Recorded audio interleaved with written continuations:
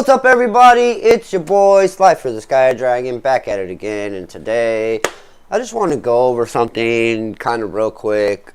I saw that Crafty had posted a video, so I kind of just want to go over this just so people don't get the wrong idea about the information that's being given.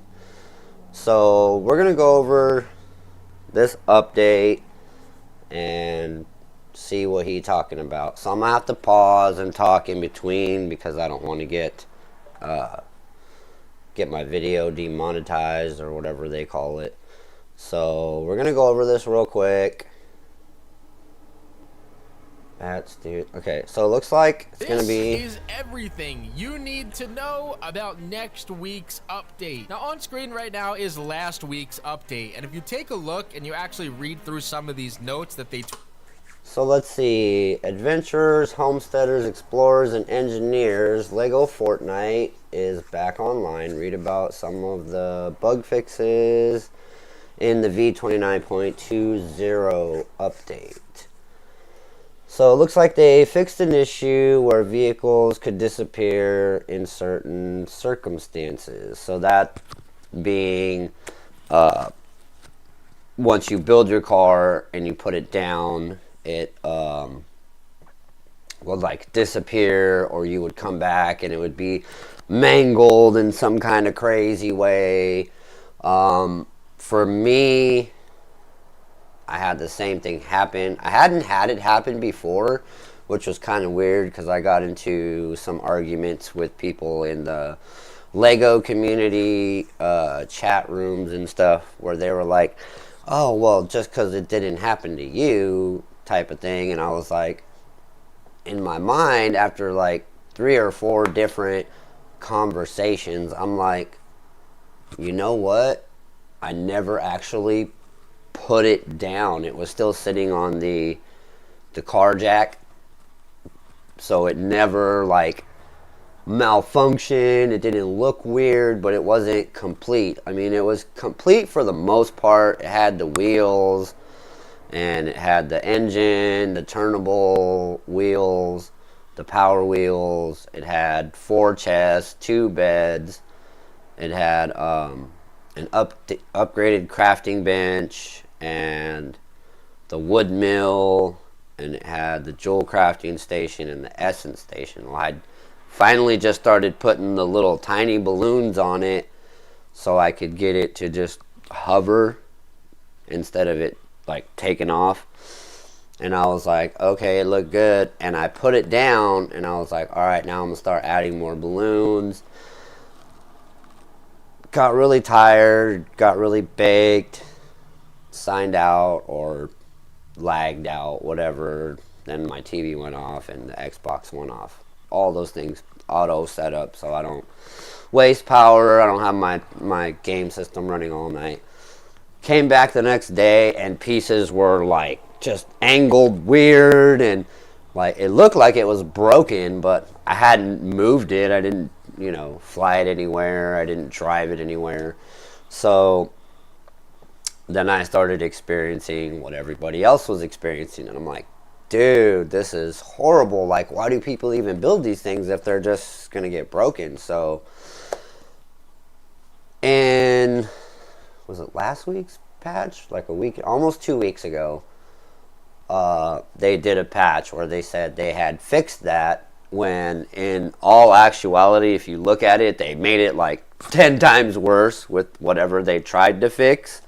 So it didn't work. Like whatever they did, the patch, I don't know, didn't go over very well. So that's supposedly what they're gonna try to do again. It's now safe to transport chests on your vehicles. I wouldn't do that. Please, please, please, please, please do not do that. Do not trust the fact that they say you can put stuff in chests and leave it there. This says transport. It says it's okay to transport chests on your vehicles. Improved traction to allow the vehicles to move easier up hills. They did that last time. It worked kinda, but you still want to have thrusters on the back just to make it quicker. I mean, yeah, they have more grip and traction, and they will eventually get up there. Whereas before, you couldn't. It would, like, the wheels would spin, but you're not actually going uphill. So they improved it, or they fixed it, tried to fix it, tried to improve it, and it was okay, but it wasn't what it was. I guess they're going to go through that again, try to make that better. Dynamic objects can now go through large doors, and you can now drive your cars through an open garage door. I could always do that. I don't understand why people were having such a problem with that. I mean, I guess certain consoles, for me, I don't do PlayStation, and it's funny because I was having this conversation yesterday with somebody who was like, I'm looking for people to play, but every time I play, this gets broken or that gets broken, or there's so many glitches. And then at the very end of his comment, it was he said, I just started playing on a PS5, and I was like, dude, I'm not a PlayStation person. Like, I don't like a lot of the titles. There are some that I like, but I can play those on PC and be totally fine with not having to buy a PlayStation 5. I'm not a PlayStation hater, so to speak. I owned one of the first original PlayStation 2s when they came out, because Xbox hadn't released the original Xbox, so it was PS1, it was like Nintendo, and then PS1, and then PS2 came out, and then Xbox came out with their original Xbox. So as soon as Xbox came out with their Xbox, I got one of those while I still had my PlayStation. But once I got my Xbox, I never touched PlayStation ever again. Like I said, I'm not a hater. I just don't like PlayStation. I don't like the way the controllers are configured. They're small, and it feels like, you know what I'm saying? It feels like you're holding one of those controllers for like a cell phone. They have the ones that like snap in. It makes your cell phone a controller for games on your phone. I didn't like that. Like, just the way it is, I feel like the controller for the Xbox, it's like, it's a little more smooth. It's a little bit more rounded. Sorry, I had some dust on here, but it's, you know what I'm saying, it's more rounded. It's got that better grip, versus like the PlayStation controller where it's real slim and you just feel like you're like this while you're trying to play, and I just don't like it. So I wasn't a big fan of it. A few of the titles, yes, but not all of them. Like Rainbow Six, I can't remember. There's quite a couple of them, not quite a few, but there's a couple of them that I like. But other than that, once they started cross-platforming games, like, yeah, I never went back. So he was like, texted me back, and he's like, I really don't think I'm a fan of this console. And I was like, yeah. I'm like, if you bought that, I would take it back and get an Xbox Series X, or I mean, shoot, even get like an Xbox One. You know what I'm saying? Save yourself some money, get an Xbox One, and play it on Xbox One. But so yeah, let's see. Oh yeah. So as far as the whole car thing, if you don't build the doors wide enough, they're never gonna go through. You know what I'm saying? The top part where the roof is at is always gonna catch like that little corner, or it's gonna get stuck, or you're gonna end up just breaking the door because you're gonna be trying to drive through it and you're gonna hit it. And if you have a lot of people are putting like the frost pine bumper on the front of it, and frost pine is one of the hardest materials in the game next to iron. So you'll hit that piece and it'll just immediately just destroy that wall. So I never put doors on my garages because it just didn't make sense. Like, most of the vehicles are too big.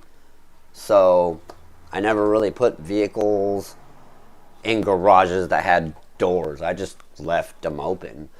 So I guess they're trying to fix it to where you can put the garage door in and you can drive the little car in there. You can't drive the big cars through that door. So, I mean, I don't know why that needed a fix, but okay, I guess. Because, like I said, if you just don't put doors on the garage, you can drive any vehicle in there.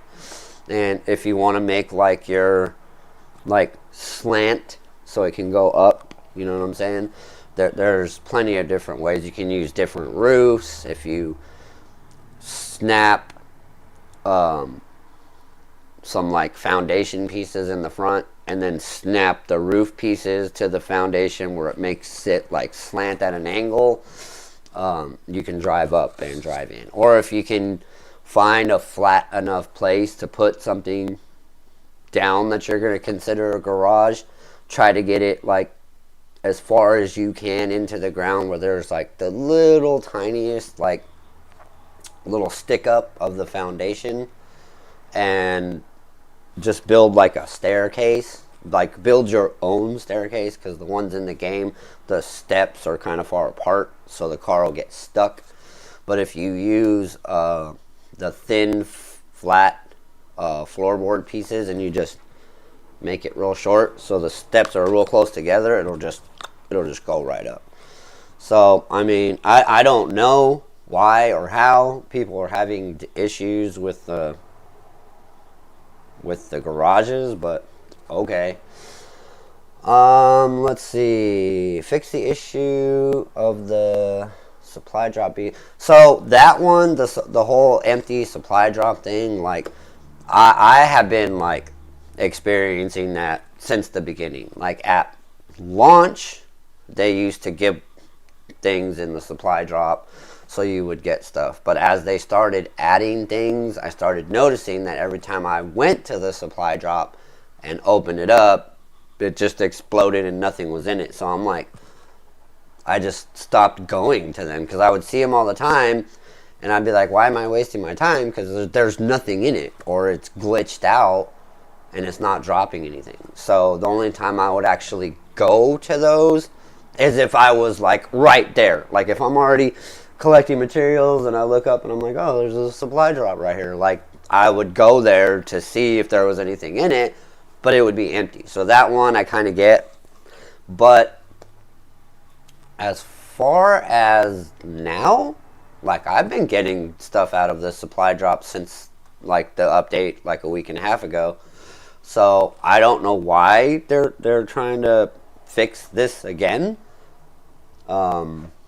Or maybe they're going to put better items, because everybody who's played the game, you know, even if you go to a chest, a supply drop, a loot llama, the only one that seems to give away like decent stuff is the gold loot llama or the black loot llama, because if you're low level and you can't make like the higher tiered crossbows or swords or shields, the loot llamas pretty regularly would give you either a sword, a shield, or a crossbow that was like either a blue one or an epic one, depending. Like I think the gold llamas would give you the epic shield or the epic crossbow.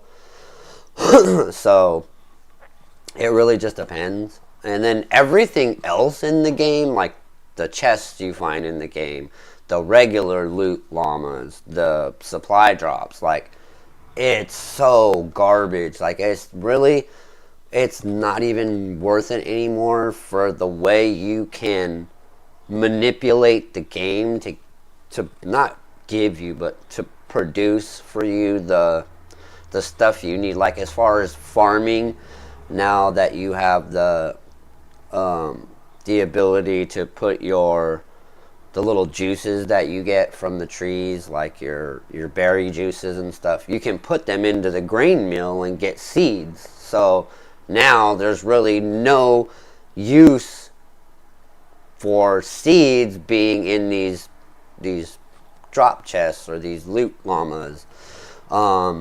It should be something else. It should be like maybe a charm or like a weapon or something. Like they need to really like, that needs a fix, because we don't need seeds anymore. We get seeds out of random chests out in the wild. So once we get those chests and we start growing our own stuff, we can take those little juice bottles and put them in the grain mill and get more seeds. So basically you have unlimited seeds now, as long as you have your stuff growing, you know. Other than that, like, yeah, that needs a serious buff. Like, it needs to start giving you stuff like obsidian or iron or something, you know, like other things that you can't just normally get. Like, you can normally get all those things, but you got to go through brutes, you got to go through higher level skellies, the undead wolves. Like, you got to go through so much stuff. It's not just like going to a loot chest and grabbing stuff, you know. So looking at how people are doing stuff now to basically have like a fresh flow of stuff all the time, like your villagers, once you get your villages to level 10, they'll kind of start bringing you stuff from other biomes. Like the jewel person will only give you the rough amber, which that in and of itself needs a buff. Like, at least to the point where like your frost village or your frost area villagers will bring you like frost pine and obsidian and malachite and rough amber, you know, like stuff that's in that area. You shouldn't be getting regular stuff from the other biomes, you know, like you shouldn't be getting regular wood if you're out in the desert. It should be, you know, flex wood. I mean, yeah, you do have regular wood trees there, so I mean, yeah, you know, a stack every once in a while, that's cool, but it should be like the flex wood, it should be the obsidian. If they want to slab it, cool. I don't like the fact that your villagers are slabbing everything they get, you know, like you don't get any of the base materials. I mean, yeah, a lot of times you will have to slab those, but some of your upgrades require the base materials. So once they get like a stack of something, then they should start bringing you the base materials, because stacks are like anywhere from 30 to 50 now, depending on what material you're trying to get. So they should get to a point with their slabbing or with their jewel making that they just give you the rough materials. But that is something that needs a major buff, because even though it says, hey, they'll go to other biomes and get you other stuff, the jeweler is only going to give you rough amber. It doesn't give you rubies, it doesn't give you sapphires, and that's something that it should be doing. If it's going to other biomes to get other materials, then it should be giving you other materials. It shouldn't just be giving you rough amber or cut amber. So that's something I hope that they buff in the future. Small carjacks no longer crumble when you attach large dynamic foundations. I thought that was stupid the entire time, because it's like, it's a jack. I mean, even a 5-ton floor jack will still jack up a car, and it's tiny, it's not that big, versus like a 25 or 30, you know, floor jack, like a big, like a ton jack. So instead of like a little baby ton jack, you know, you have a big. So I mean, I guess in reality it makes sense, because a baby floor jack is not going to really jack up an 18-wheeler. I mean, it might jack it up enough, just enough for you to get the wheel off, instead of having like a bigger floor jack to like actually lift it off the ground so you can change the wheels. So I guess kind of like made sense, but it's like, it's a game, it's a floor jack. It should be able to just hold stuff up. Like, that's what it's designed for. Like, what if they never made a large floor jack? Like, could you imagine the only one you ever got was a small one, and you could only put small foundations on it? Like, how are you going to build any of the other cars, you know? So it just would have made more sense if both the jacks would have just been equally as powerful, you know? Like, they could both hold up a large foundation or a large dynamic foundation. So I guess, I don't know why they're trying to fix this again. Like, this has already been fixed for me. I can use a small floor jack to put a large foundation on it. So I don't know, like, some of these are just like reoccurring updates, so it just, maybe they're trying to make it better, I guess. I mean, I don't have an issue throwing down a small floor jack and using it to build vehicles. I mean, vehicles suck all the way around, so I mean, my advice when it comes to vehicles, especially if you're gonna build like a flying vehicle to fly somewhere, if you're gonna build like a large one, use the foundation, build it on the foundation, and then leave it there unless you're going to absolutely use it right then and there, because it's not going to look the same the next time you log in. It's going to be mangled, or it's going to be gone completely, or stuck halfway in the ground, or launched in the air when you didn't want it launched in the air. Like, if I were you, like, if you're going to build an airship to, like, go to the desert, or build an airship to go to the Frostland, build it, customize it, get it every which way you want it while it's sitting on the floor jack. Don't put it down after you get a certain, like, you're like, oh, okay, that's pretty much what I want it to look like. Now I got to fill it with chests and this and that. No.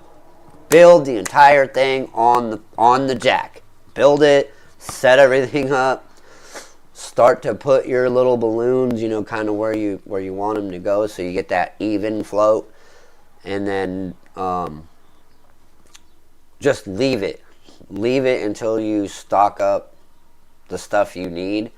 And like I said, don't stock it in the car or on your ship.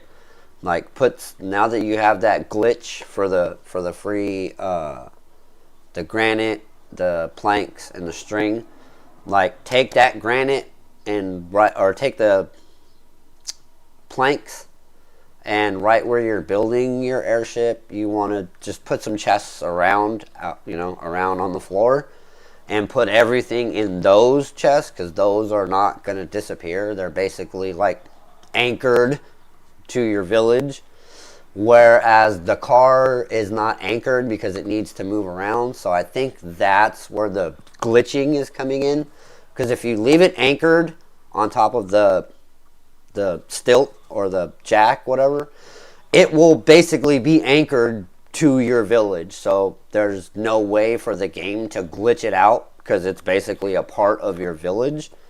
So build it up, get everything set, pressed, and ready to go. Have your chests lined up on the floor, get everything that you want to take with you kind of set in there.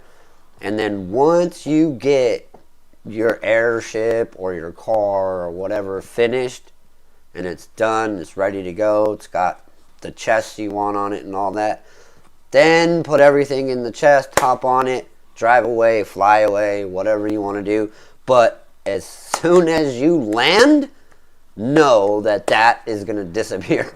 Like, make sure you take everything out, drop some more plank chests on the ground, take everything out of your car, because like I said, once you put them down on the ground, it's basically like locked into your map, so those are going to stay there. Oh, I missed that, never mind. So just basically, you know what I'm saying, put it there on the ground, so that way you can take everything out of your car or your ship, store it in those chests that's on the ground, And oh my god, stupid alarms. Give me 1 second.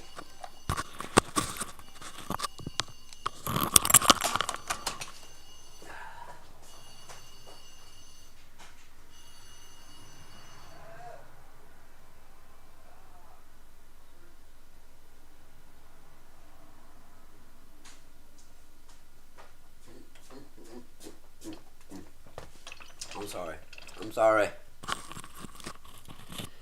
And this thing is super sensitive, so I know you guys are hearing like the scratching and the moving of the microphone. I'm sorry about that. But yeah, so, and I needed my coffee too, which is a good thing that alarm went off.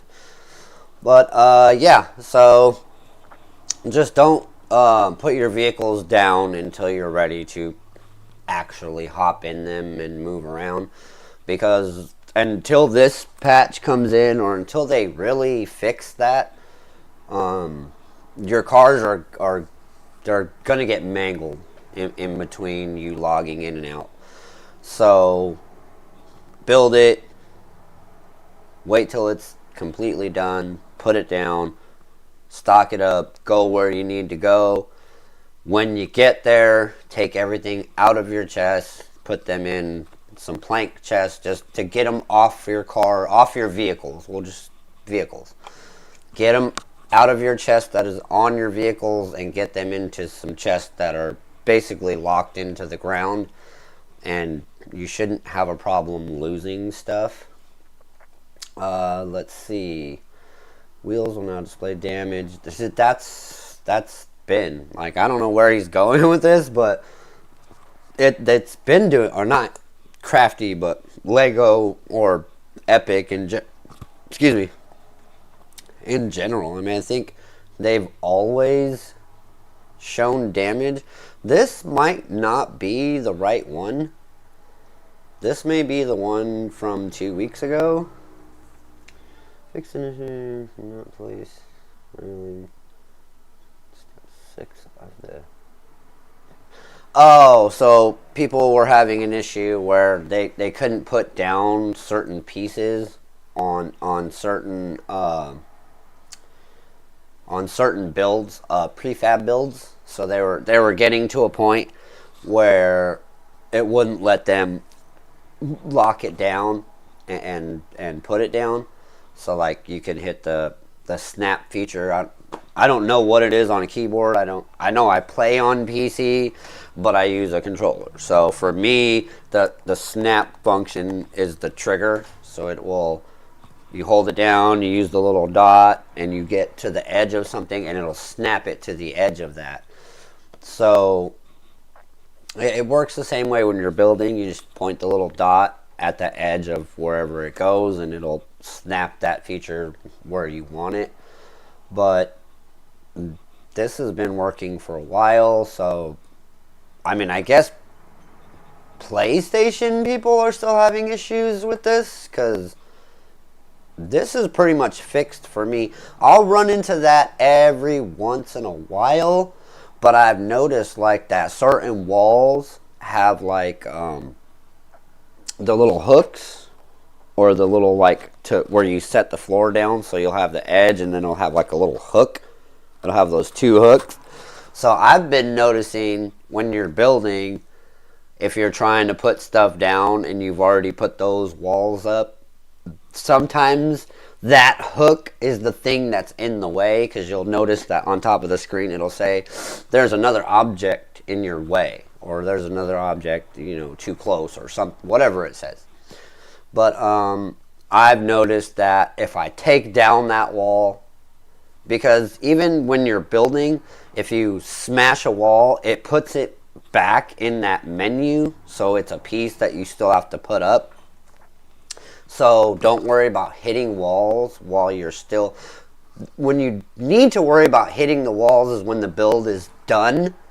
And if you're not that type of person to remember which piece goes where, you got to be careful with hitting walls and floors and banisters and stuff like that, because if you don't remember which one that is, you're going to be going through your menu and you're going to go, oh, that looks like the one, and then you go to set it down and it's not the right piece, or it's not the right color scheme, or it doesn't match whatever it is you're trying to build or, fix. So if you're going to break something, break it while you're still building, not after, because unless you're trying to build something and then knock stuff down in prefab like I do sometimes, it's not going to be very helpful for you. So yeah, just kind of make sure if you're trying to put something down, it says something's in the way, especially if it goes on top of something or next to something, and you notice that the walls have those hooks, like I don't really know what to call them. They look like like little things that stick out of the top of the walls. So you got to just make sure that that little hook thing isn't in the way of you trying to put something down. A lot of times that will be the factor when that happens, is that something that you've already built is in the way of you putting something down. So you'll have to knock out the piece next to it, or knock out something around it and then try to put it down. So normally when I knock that wall out and then try to put the other pieces in, they'll go in, and then I can snap that wall piece back in. So just kind of be aware of that. Let's see. Fixed an issue where the sidewalk foundations were not unlocked when meeting the unlock condition. So I guess with the new sidewalk pieces, just like with regular normal house build, like when you build a town and then it gives you the prefab buildings, I guess this is an issue where you do what you're supposed to do so you can have these sidewalk pieces. I guess it's not unlocking the pieces. Here's my thing, and this is another big argument that I've been having with people in the LEGO community, is they're like, oh, I'm getting this complexity issue, or why can't I build anymore in my town? It says that, that I built too much. Let me tell you one thing right now, just so you guys can hear it. Watch this video later, come back to it and be like, hey, what did he say about that again? Your village is not meant for mega city status. It's really not. It's not meant for that. You only get a certain square area to build your village. And once you build outside of it, the XP for a building doesn't count towards your village. Even if things are snapped together, it doesn't count. Once you're outside of the build line, nothing you build outside of that counts towards the XP. So if you want to avoid the complexity thing, the issue that you're having, build your mega city outside of your village square. And it's kind of funny that they call it a village square, because you have a square gold line outside. So when you go to put something down, you'll see the barrier. If you don't want to, if you're not understanding what I'm talking about, the barrier around your village is limited.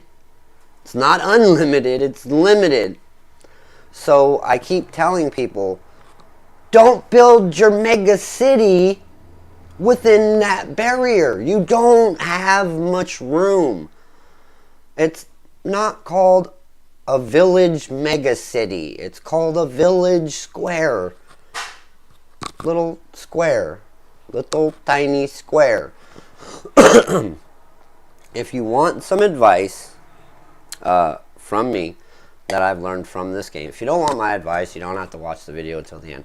But if you want my advice, a lot of people now have bought the Der Burger sets, the beach bungalows, the new castle, the Lion brand castle thing.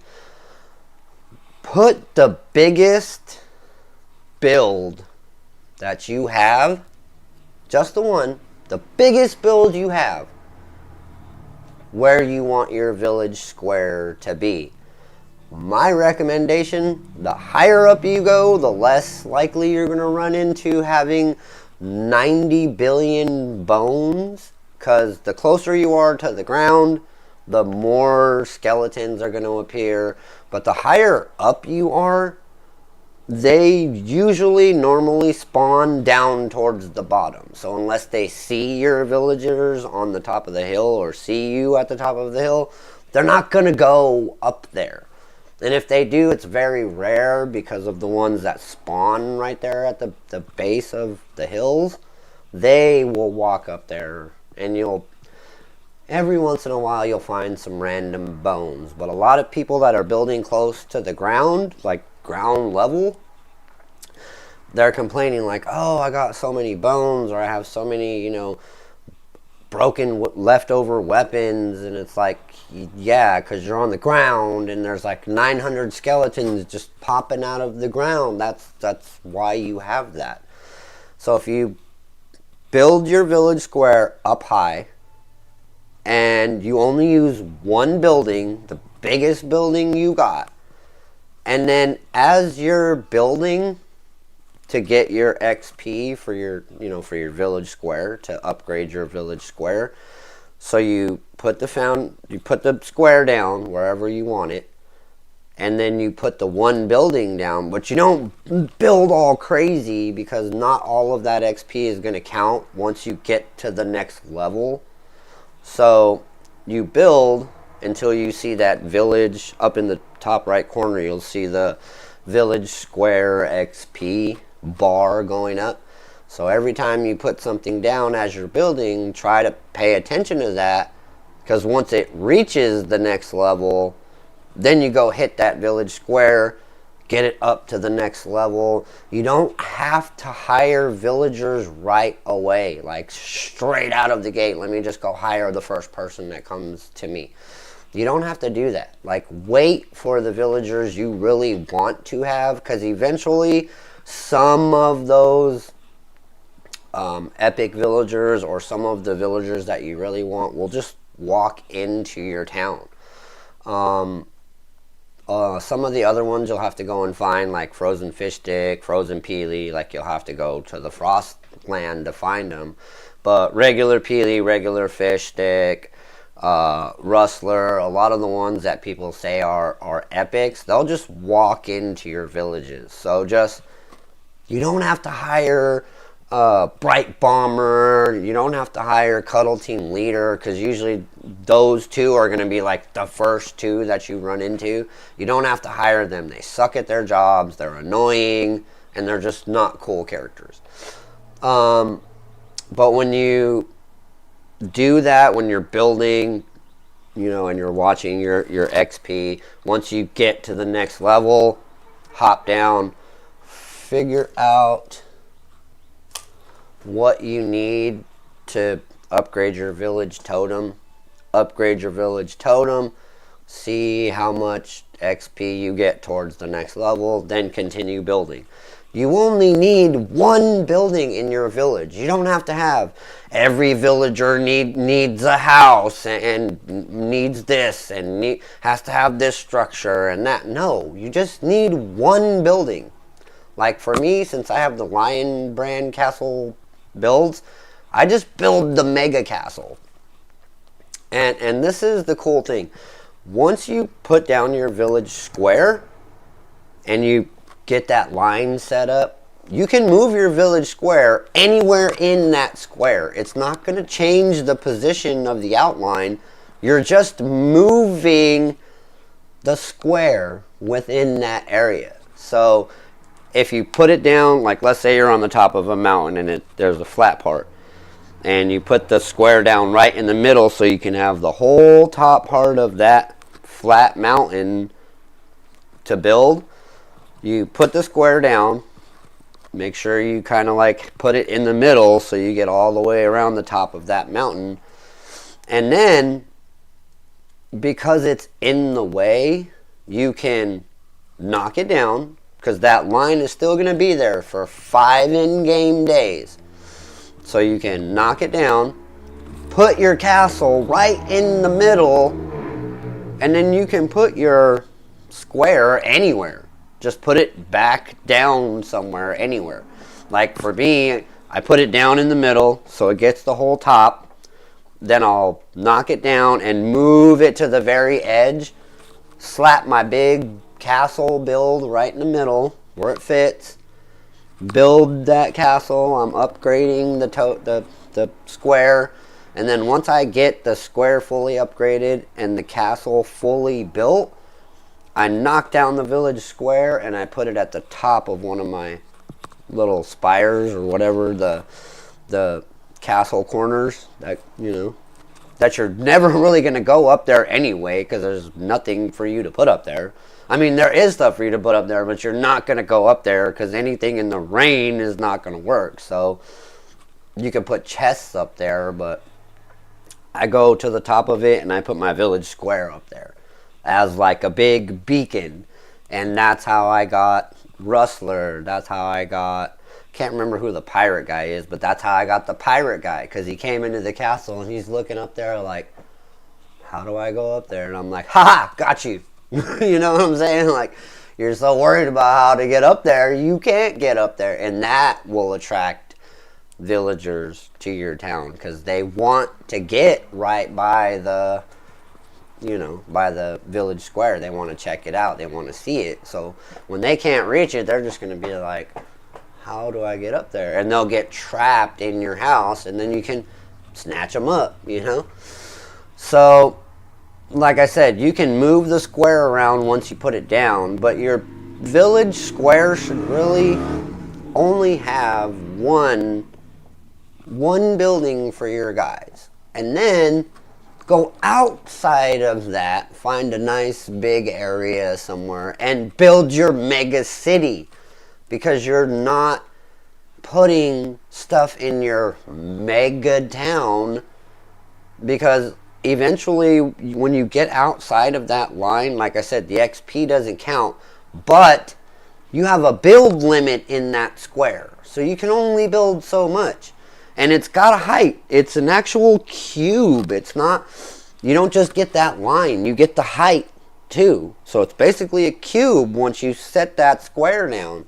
So if you start going above the line or outside of the square while you're building your village, that's when you're going to get that high complexity warning, because it's like, hey, you're only meant to put, it's a village, not a city. Where have you ever gone, even in the real world, and saw a village that was the size of a mega city? Like San Jose, California, or Frisco. You know what I'm saying? Like these big metropolises. They're not called villages. They're called cities, mega cities, metropolises. There's different words for these things. A village is only a village. It's only supposed to have minimal buildings inside that square, and it's really basically for your villagers. Villagers. You want to build your mega city and stop getting that high complexity warning? Build your mega city somewhere else, outside of your village square. Outside of your village square. Build it somewhere else. And don't put up another village square to mark that area. That's what you have map markers for. That's why they're limited. You only put the map markers down where you absolutely need to mark something. You don't need to mark every cave you come across. Once you get to a cave entrance, if it doesn't mark it on the map right away, and you don't have to go in to have it marked, you just need to go to the front of it, or to the top, get on top of it, or whatever. Most of the time, I just run to the front of the door, and it'll put a little mountain marker on your map. If it doesn't do that right away, it's because that is either a secondary entrance for a different cave, or it's the first entrance to a cave system that has more than one exit. So if you come to, like, let's say you come to a cave, it doesn't mark it, but it's not the original front door to the cave system where it leads to those other exits, it's not going to mark it on the map.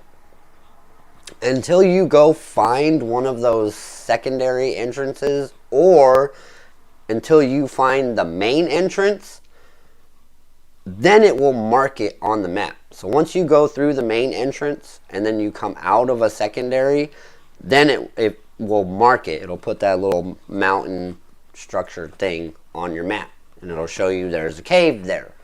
But if it's a secondary entrance and you have not found the original or first entrance, it won't mark it. No matter how many times you go in, go out, go in, go out, get on top. No, you got to find the original entrance first, and then it will mark any secondary entrances that you come to. So just be aware of that. Stop using your map markers to mark caves. They're gonna mark themselves once you find the original entrance. Or if that one cave doesn't have another entrance, but it is a big cave, it will mark itself once you get to it. You can go up to, or if you see a new cave, just go up to the door and just hit the, like, walk into the door, but don't go in it, just like kind of bounce off of it, and it will mark it on your map. Your map markers are for you to mark things that you want to come back and get eventually, or a chest that you threw down because you had too much stuff in your bag and you wanted to leave a chest somewhere. That's what that marker is for. But also, if you want to build a mega city outside of your village spot, that's what that's used for as well. Because throwing down a map marker doesn't give you a radius square for you to build in. It just means, hey, there's something right there that you might want to come back to. But when you throw down the village square, it gives you a very small radius to build in. It doesn't mean you can build, a shanty town or a mega city, because you're overloading that small build space that's really only meant for your villagers. Like for me, I play on Seed 7, and right where I have my village, right at the bottom of the hill, there's a Grass Valley cave. But it's one of those loot caves that doesn't have monsters in it. It just has chests. And then it also has a wall that you can break down that goes in a little bit more. Like has another little cubby cave inside of it. That's my house. That was my house for about 3 weeks. I never put down a village. I didn't have no villagers. The only villager that I had, I think, was it Dana? No, it was one of the girls with the baseball cap. But I had her for a minute. And then I had Fish Stick. And then I had someone else. But I just had them following me. They weren't a villager, technically, because I didn't have any villages. I just had that cave. But when I did put up my village square at the top of the hill from where my cave was at the bottom, because it's just a short glide to my cave house, like that was my house. I stocked it up with stuff. Right now I'm actually building a structure inside there, and that's still my spot. I'm protected from lightning. I'm protected from skellies. None of my villagers will go there, so they're not in front of the machines I'm trying to use. And every time I try to use the machine, they're all, Lala, what do you want? Hey, let's talk. And you're just like, no, I'm trying to go move out of my way so I can make whatever I'm trying to make. Like, I don't have that issue no more. I have my other spots. Villagers don't go there. They're not in front of machines bothering me while I'm trying to make a sword or a shield or a whatever. They have their own village. They have their own ginormous castle to roam around in and make stuff and sleep and do whatever they got to do. But just to let you guys know, this is another thing I forgot to tell you about the whole villager setup, because I see this a lot too. If you put yourself and your real friends in that village, the numbers are going to count towards your 20 villagers. So listen to what I'm saying. If you and your humanoid alive friends are bedding down inside the village that you put up for your villagers, they count towards the 20 villagers max that you have for villages. So, if you want to get the most out of your villages, do not live in your village. Your village is for your villagers, your workers. Go build somewhere else. Because anywhere else you build outside of that line, your villagers aren't going to go there. They're going to go out and explore, but they're not going to go live there. They're only going to live in that little square area where you put your village square down. So, you can have other players living other places that aren't part of the village square. Because the more people you put in the village, the less people you're going to have to put in other villages. You only get 5 per village. Per village. Village. Per village. Doesn't mean they can't live somewhere else. Because when I go to my house and I go to assign a bed to myself, it doesn't show me a list of villagers. It only shows me. It only shows me. And that's exactly what I want. I don't want my villagers coming to my cave. I don't want them stuck in walls or using a machine I'm trying to use because I'm trying to maximize my gameplay. Like I said, build outside of your village if you want to build a mega city, or if you want to put sidewalks down and big town, like, you know, you're building a lot of structures. Don't do it in your village. Please, telling you guys, for the 9,999,000th time, your village is not where you're trying to build mega cities. Your villagers and your village are meant for your villagers. That's where they're going to be to do their jobs so you can get more materials. You know, because a lot of people complain like, oh, my caves aren't respawning. I don't have very many caves. How am I supposed to get more materials? Your villagers will have more materials at some point. They just get them.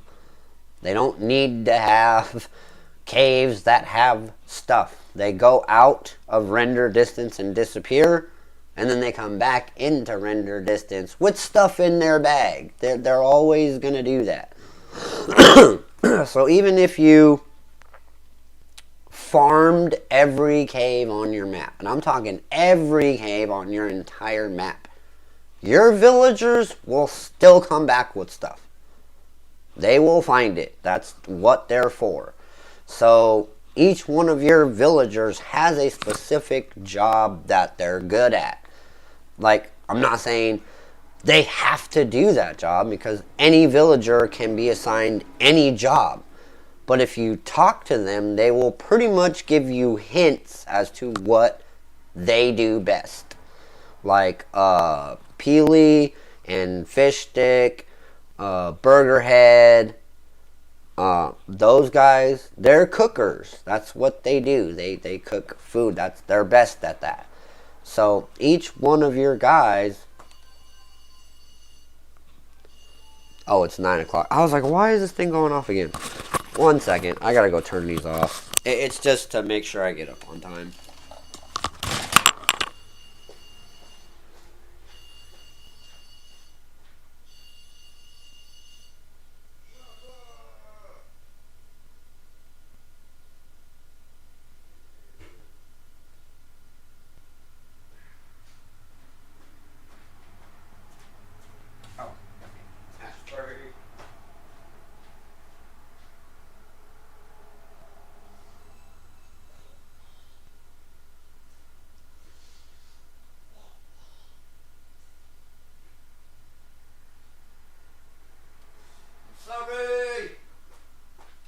I know I be walking off all the time. I'm sorry. I had to grab an ashtray too because, I know you can't hear me too well. I'm sorry. And I know this is probably going because I'm messing with it. But, yeah. So, just try to make sure that if you want to build a lot, you want to build sidewalks, you want to build, a town, don't do it in your village. You can do it by your village, but don't do it in your village. This is why you're getting the high complexity. This is why you're getting you can't build here anymore, because you're trying to put too much inside this little box, and that's not what it's made for. You gotta manipulate the system in order to have a better gaming experience. So, like I said, build your village square. Put the most massive building you can put up. That way you have the room to put extra chests and decorations and couches and beds and all. Like, make sure it's big enough. You want to put like the most massive build you can put down. And that will also help you get your village up to level 10 quicker. You don't just build, and then you're still at level 2. Now you're trying to go for level 3. Like, make it part of your progression. Yes, it's going to extend your gameplay, but that's the purpose right now. Finding ways to extend your gameplay so you can, I don't want to say necessarily have more fun, but now you have a roadmap. You're like, okay, I got this big castle. I want to use it to help me get to level 10 in this village. That way I can get the extra houses, prefabs, whatever you want to call them. The extra houses. I can have all my villagers. I can now get rare villagers. I think it's level 5 or level 6. You can start to get rare villagers. And then once you go up from there, they'll start foraging materials. They'll start doing other things. But, and your village count goes up. Your villagers. So between, I think, 1 and 5, you get to have 1 villager. And then every 2 levels up to 10, you get an extra villager up to 5. So, like I said, you don't want to live in your village. You want to live outside of the village line, so your character doesn't count towards the 20, and you want any of your friends who are playing with you to live outside of the village square. Because the more people you put into the square, the less that you're going to have towards your 20 villager count. So just make sure that only your villages have villagers, and everyone else can live in Mega City. Like all your friends online, or anybody who's playing with you. If you go to these the groups, chats, and people are like, hey, can you help me? Or even if you're like, hey, I'm looking for people to play with, yada, yada, yada, yada. Put them inside Mega City. Do not put them inside your village because they will count towards the 20 villager count. Oh, and just to let you guys know, I got the hybrid. It's called Shake That Thing, Miss. But yeah, it's called Shake That. Let's see. It's not a very high THC count. It's 31.9. So it's basically a hybrid. It's got 35.6 CBD, 31.9 THC, and 38.16 cannabinoids. So it's a pretty balanced J. I have to go to work in a couple hours, so I don't want to be like faded. I want to be able to finish my coffee, take a shower, get on my Red Bull game, and have this kind of wear off by the time I'm ready to go. So I'm gonna spark this jizzy up a little bit right now.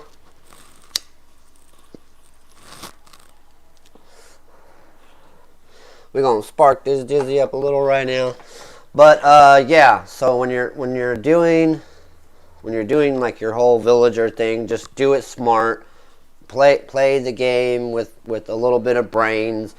I've seen a lot of players who are like, oh, I'm going to do 100 days in LEGO Fortnite. I've never done this before. And then they put down the square and they start building and building and building and building and building and building and building. And then they're like, why am I getting high complexity? Why can't I, why is it not letting me build here anymore? It's like, you're doing too much in a space where you're not supposed to be doing too much. It's like, go outside, find a waterfall, find a nice lake that has a nice, water surrounding where it's like, okay, I can, now I'm going to have me a little lake and a pool and all that stuff. Like, don't build any of that with a village square. Like, you don't want to do that. Just put down a map marker so you'll know where it is. Once you get the compass in the game and you get the one that shows you where your markers are, where your home is at, or well, your village, but it'll also show you those map markers that you put down, and you'll know what direction to go to get to that map marker. So, like I said, stop trying to mega city your village. Village does not mean city. It means village. Go to anywhere in the world right now and you go to a village and it's like 5 or 6 huts. It's not 300 buildings, including houses and skyscrapers and hospitals. And no, village means village. Like, play this game with some like sensibility, because I hate when people are like, why is this not working? It's like, well, if you used common sense, you would know why. And you don't try to, like I said, build a mega city in your village. That's not what it's designed for. And if you want to stop seeing that message, build one house in your village for your villagers, and that's it. Maybe if you want to later, because it looks like they're going to be adding the fence structures so that way you can start trapping animals. Not trapping, but having a farm, having your animals there, along with your stuff that you're growing, So save all your extra village building for stuff like that. Having your farm, having your animals, having extra space to put down more growables, your fruits and veggies and stuff like that, to make your shakes and your pies and stuff like that. Then go outside of it, find a cool little spot close by, something that has water or something that has a nice view, and then mega that area and just put down a map marker. Because the map marker doesn't give you any boundary that you have to deal with. It's just showing you like, hey, there's something here that you put here. Or you put this marker here for a reason, there's something here. Versus your village square is like, hey, this is your village. This is where your villagers are. Like in my case, my villagers live up here. My little cave base is down here. The line ends about halfway down the mountain. So anything at the very bottom doesn't count, doesn't do anything to the village, you know, the complexity of the village, because there's only one castle up there. I mean, granted, right now they don't all live in there. I know you guys saw my other video where I was like, I don't want them in there. Eventually, yes, I'm going to move them all back in there. Just the way my friend set it up, it wasn't aesthetically pleasing to me.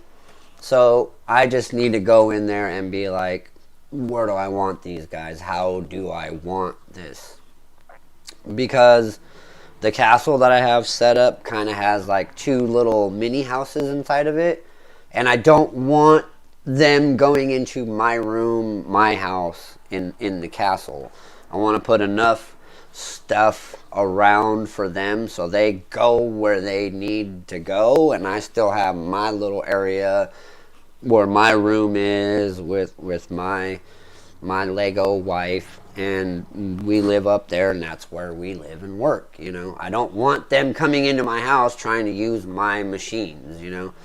I want to make sure there's a bed, there's a machine, there's a few chests, bam, that's your area, you know, in the castle. Then find another area, machine, chest, bed, bam, that's where you're at. So you know your machine is right next to you. You have no reason to go into my house. They will, because they gotta get out of the castle, and they'll eventually roam into your room, and then they'll be like, oh, hey, here's a machine, let me just start working. No, dude, go to your bed. There's a machine over by your bed. Stop coming to my room. So, it's just, it's aesthetics for me. It's nothing more than that. But, yeah, eventually they will get moved. Right now, they actually live in a little house I built for them outside of the castle. I just didn't like the way she kind of had them set up, so I just need to go in there. I'm real picky when it comes to like my gaming and when people mess with my stuff. So I just have to go in there and do it. I haven't done it because they've been living in that little house, and they have every machine in that little house, and they got plenty of chests in there. And I was just like, I just want them in there. But I started thinking about it, and I'm like, yeah, I really do want them in the house, because I'm really not going to be there. Once I get that place set up and everybody's in their place, I'm just going to go back to my cave spot and be there. The only thing I'm going to do with the villagers is go there and collect. Use their chests for like extra storage, you know? Like when I need to build stuff and I don't want them in my way, I'm going to be in my cave. So that's why I have it. I know I talk too much. I let this go out. In my mind, I can hear people saying, dude, that thing is out. Dude, that thing is out. What are you doing? But yeah, so, just play the game with a monicum of, like, self-awareness and like, just, work the system is what you needed. You need to work the system, figure it out. But this, when was this? This was 18 hours ago. So I guess we can kind of go through this real quick.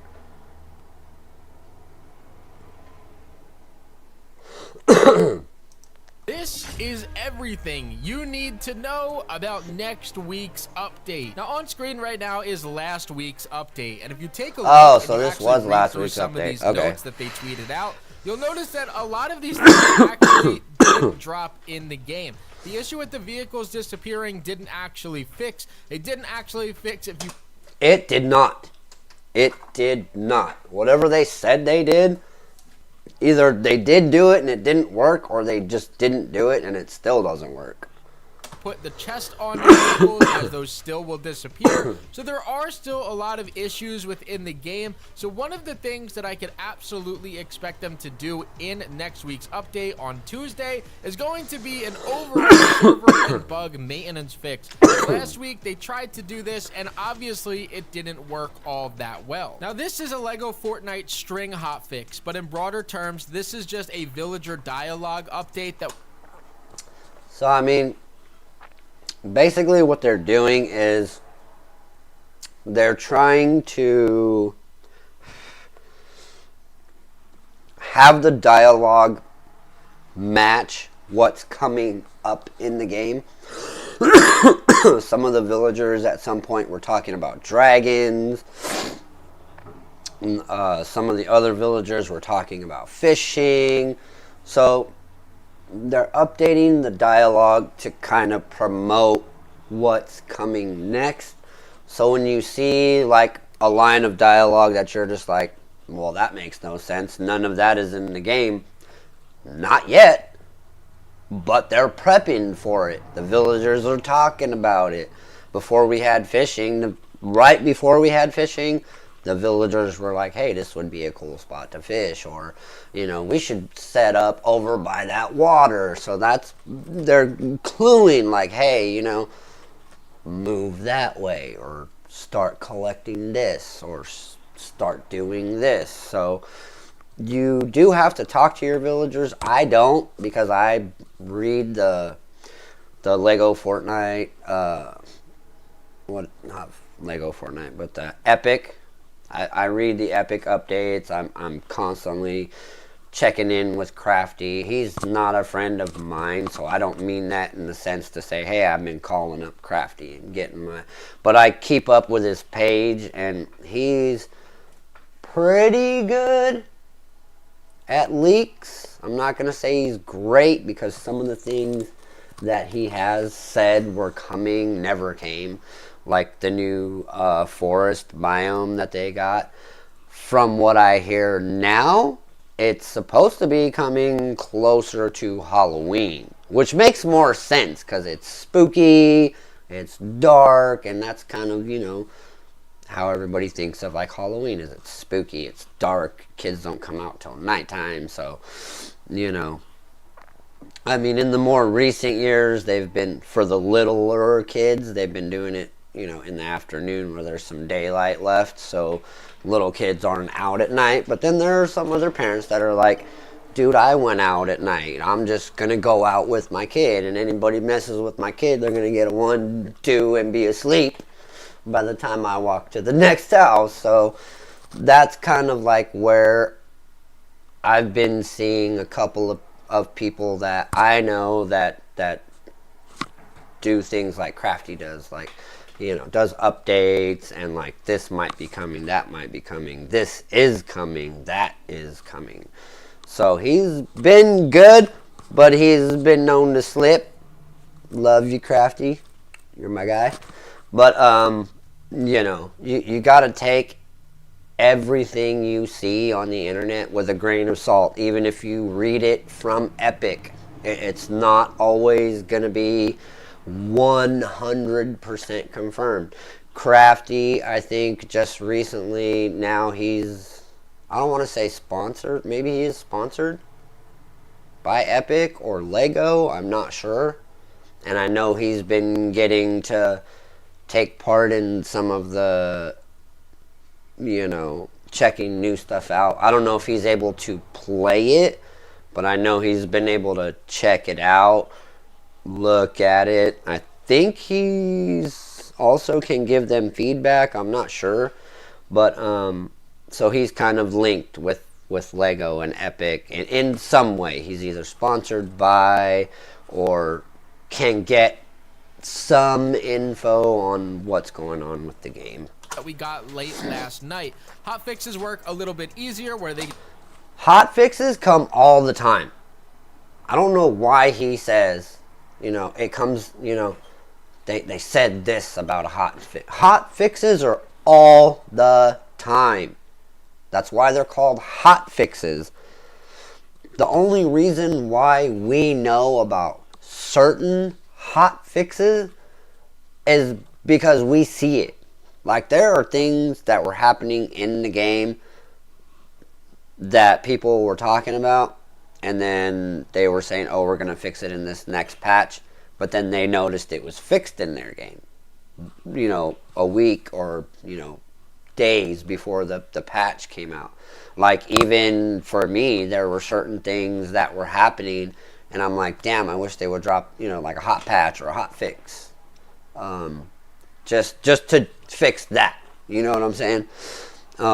Nothing big, nothing major, just like, I noticed I would go into a certain cave, and the floor on the bottom wasn't the regular granite floor. It looked like you were looking into the game map, and you were like, until you got off of it. And I'm like, oh, damn, I wish they would fix that. Just drop a hot fix and fix that real quick, you know? So, I don't know why he's making this hot fix such a big deal, because this pretty much happens on a regular basis, like an every other day basis. Because I've noticed that I'll get on my game and no updates. It just loads in and boom, I'm in my game.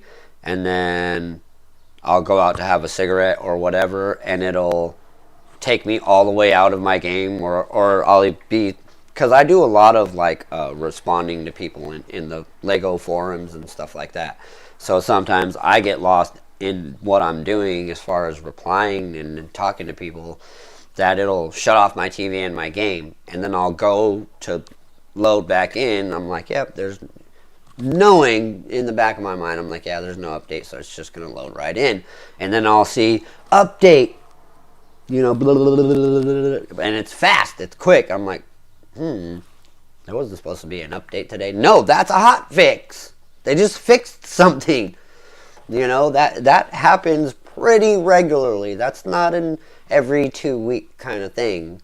Like a super fix, not a hot fix, because a hot fix is like immediate, you know. They know, they recognize something, and then they're like, oh, I can fix that, bam, and then they fix it. Because it's not a big deal. It's not game changing. They don't even tell you. They just do it. So for him to be like, oh, this happens every 2 weeks. No, this happens about every other day. Like, they have GMs, game masters, the game creators. They have their own server. They're already playing that new forest thing. But obviously they don't think it's ready enough, or if they do drop it, that it's going to be so over broken, because they're playing it right now and they're like, damn, this shit is broken. You know, but they're still playing it. They're still there. Like, they have access to it, just we don't have access to it. So, you know, the hot fix is not what this guy, that's not what that means. Hot fixes happen all the time. Hot fix is like something that happens quick. You know what I'm saying? On a daily, not every other week or every 2 weeks. Like, these patches is what he's referring to, should be called patches. Hot fixes are something that's totally different. Totally different. A hot fix can happen at any moment. A patch, that's what this is. This is a patch. They're trying to literally fix something that's been broken forever. Like, that's what these are. These are patches. These are not hot fixes. You'll see a hot fix pop up damn near every other day. Or you'll go to jump into your game like I do, and it says updating. And it's fast. It's not like when you see updating and you're like, fuck, this is going to take like 3 hours. Like, no, not that. Hot fixes are immediate. They're real fast. They're like, oh, a lot of people have been complaining about this. This is an easy fix. This is an easy fix in the coding. We'll just fix this real quick. And it's nothing major. Like I said, it's not game breaking. It's not going to give you a new glitch. You know what I'm saying? They just fix these. Like I said, like that floor thing where I jumped into the cave and it looked like I was falling into the game, but I was just bouncing around that little section in front of the door, and then I was like, oh, I need to get off this before I get stuck, you know. So those type of things are hot fixes. These type of things, these are patches where they happen every other week on a consistent basis because they're patching something that they haven't been able to fix for a long time. Like, take the vehicles. You know what I'm saying? They haven't worked properly since they've been in the game. They're not trying to hotfix that. They're trying to patch and fit and literally fix it. You know, so, I mean, yeah, he's still using the right terminology, but no. Like a hotfix is, like I said, those are happening all the time. If you see an update happening, even when you're playing on your computer, if you see an update happening but it doesn't take very long, that's a hotfix. Those happen a lot. And a lot of times, they'll happen in the background. You'll be on your game console watching a movie, and it'll be happening in the background. You won't even see it. I mean, if you went out to the lobby of your console and you tried to play it, it would show you that it was patching something, updating something. So those happen a lot. Patches, what he's talking about right here, the hot fix, it's actually called a patch.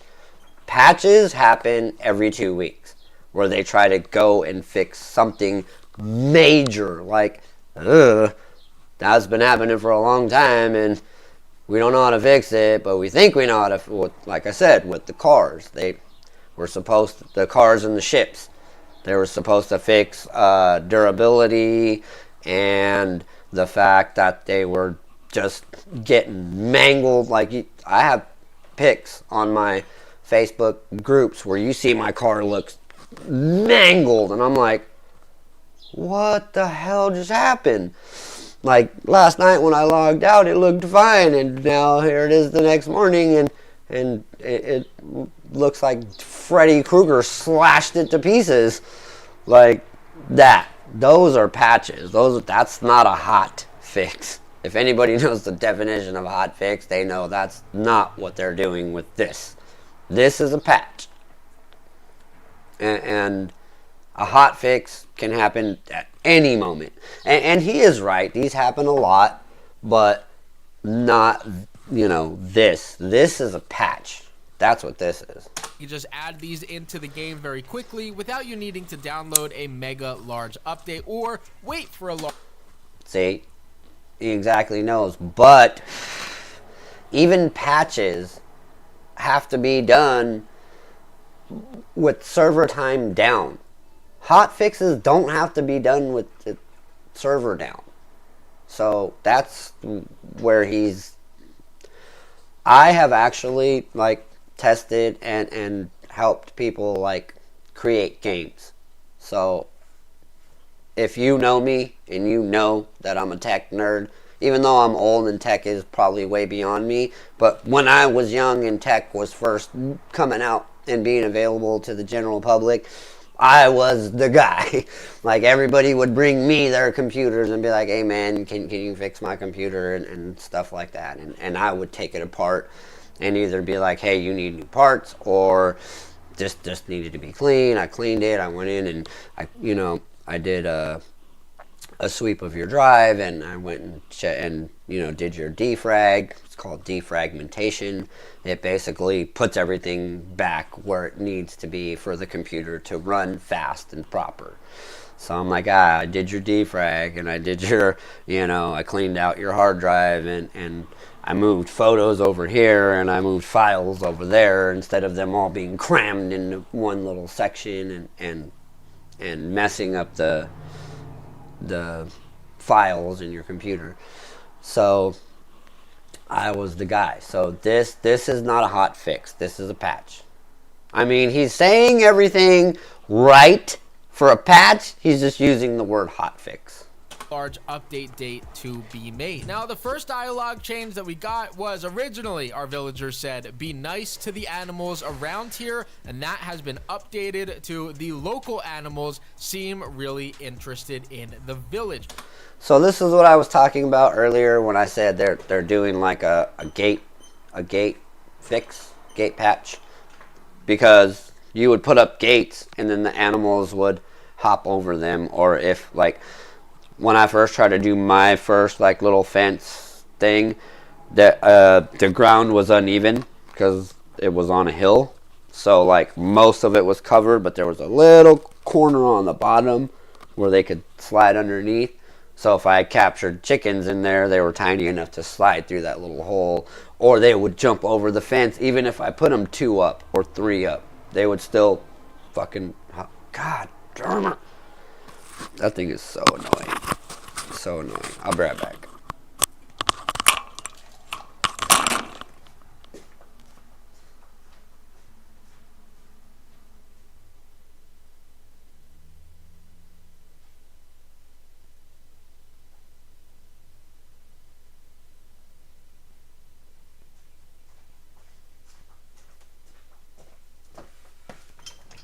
I have to do that because I sleep kind of heavy sometimes.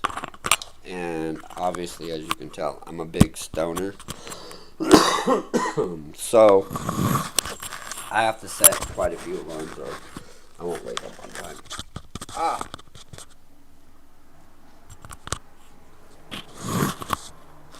Uh-oh. Did it stay?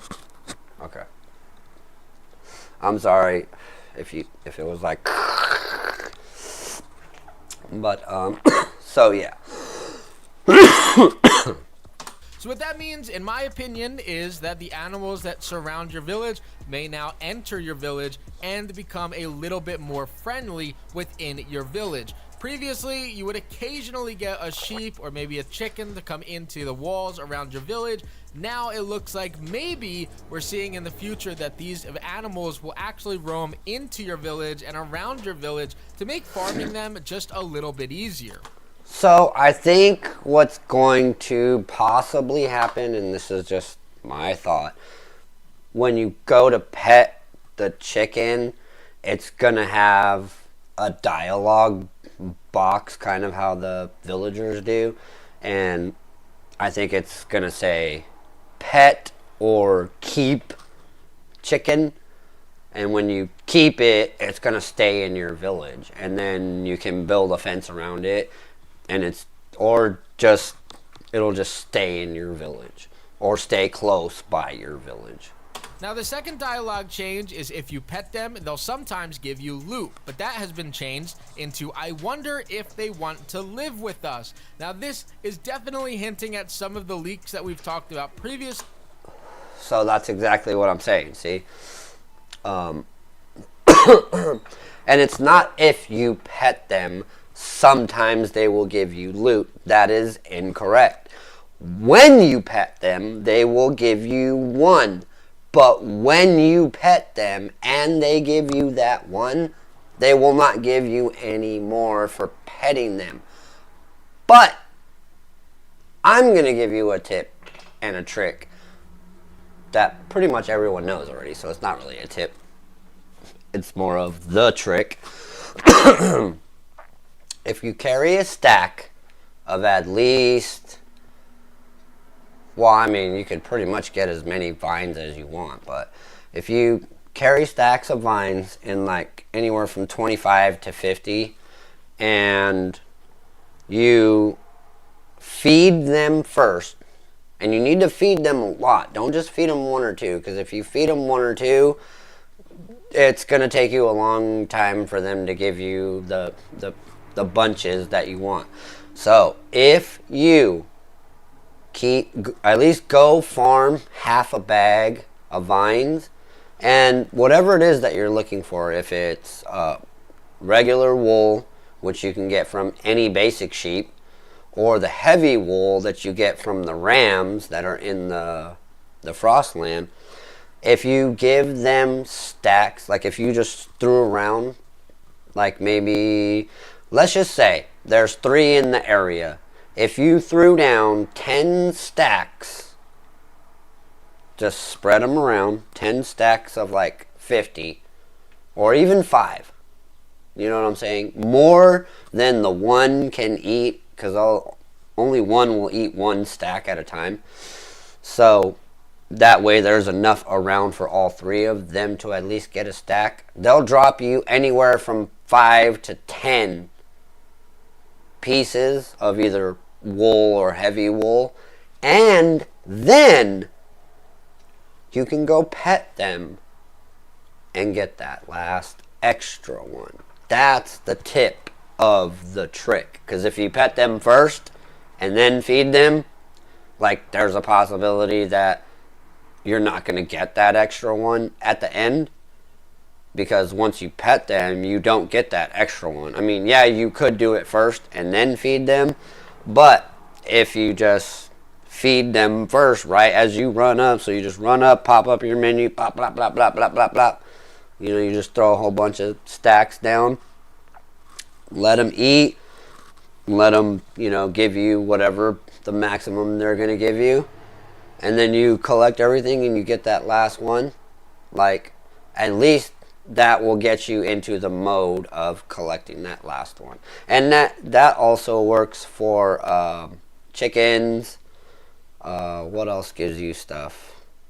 Doesn't work on spiders. That's the only material. And I think that's the reason why the silk is the more so when you look in your bag and you first start collecting at first, you're gonna have more wool thread than you have silk thread, because that's the only difference in the two farming, is that you have to kill spiders to get the silk. So there's really no way to... Oh, wait. I take that back. There is a way for you to sometimes double it. And I didn't think of this because normally I only use this trick on ore, like mining stuff. If you use a triple luck axe, I think every so often you could get 2 out of that. So I didn't actually think of that until right now. I mean, I'm sure there's a video out there of somebody that's already said this, but try that. When you're out in the wild and you're going to get like marble or knot root, try to make sure that the weapon that you're using is the triple luck weapon. And then when you're killing spiders, that could double. Oh, okay. Yeah, I'm going to try that. I'm going to try that when I get home tonight. Where we've heard that Epic is working on the fencing area to eventually allow you to actually keep farms of these animals in your village, which would be absolutely awesome if they're releasing this dialogue to hint at next Tuesday's update, to then be able to actually take in these animals. Now, I've talked about this creatures update or leak that we should be getting at some point. So this is not a guarantee. This is not a guarantee to come until we get the dark forest biome. I mean, maybe 1 or 2 of these, but not all of these. Like that beetle, that's a dark forest animal. That's not going to be just anywhere. Or it could be in the sand, but I think that's supposed to be in the dark forest. All the rest of these are going to go to their respective areas. So I think the dry valley will probably get eagles. Pigs will probably go to grass. Bears could go to any of them. Because you could get polar bears in the frostland, and you can get regular bears in the grassland. You don't have bears in the desert, so most likely you'll get polar bears in the in the frostland, and you'll have the regular brown bear in the grassland. If we're even going to get these. And then the eagles and the falcons or whatever are either going to be dry valley or grass. The pigs, I think, obviously would be grass. Bugs, I mean, could be either or, but I still think those are I think those are the new area because they look like they're kind of rift sick. But if it's not, then I think it's probably going to be Dry Valley.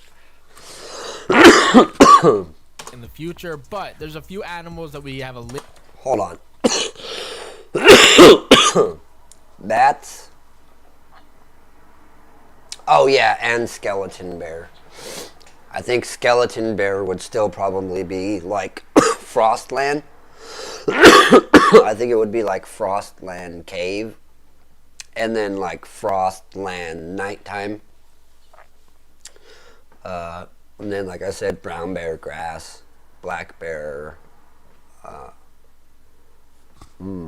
brown bear and black bear. Well, there's no bears in the desert. I've never heard of that shit before. I mean, maybe in some drier grassland areas would probably be black bears. But obviously polar in the snow, and skeletons in the snow caves. That's a frost ice. I can't tell what that says. Burrower, normal and sand, deer, eagle, elk, frog, grass, snake. Okay, so deer, I think they would cross the desert, but I don't think they would stay in the desert. I think those are more like grassland. Yeah, those are more like grassland. Most of those, deer, eagle, elk, frog, those are like grassland. Grassland, snake, obviously grass snake. Horn beetle. Normal and mini boss? What is normal?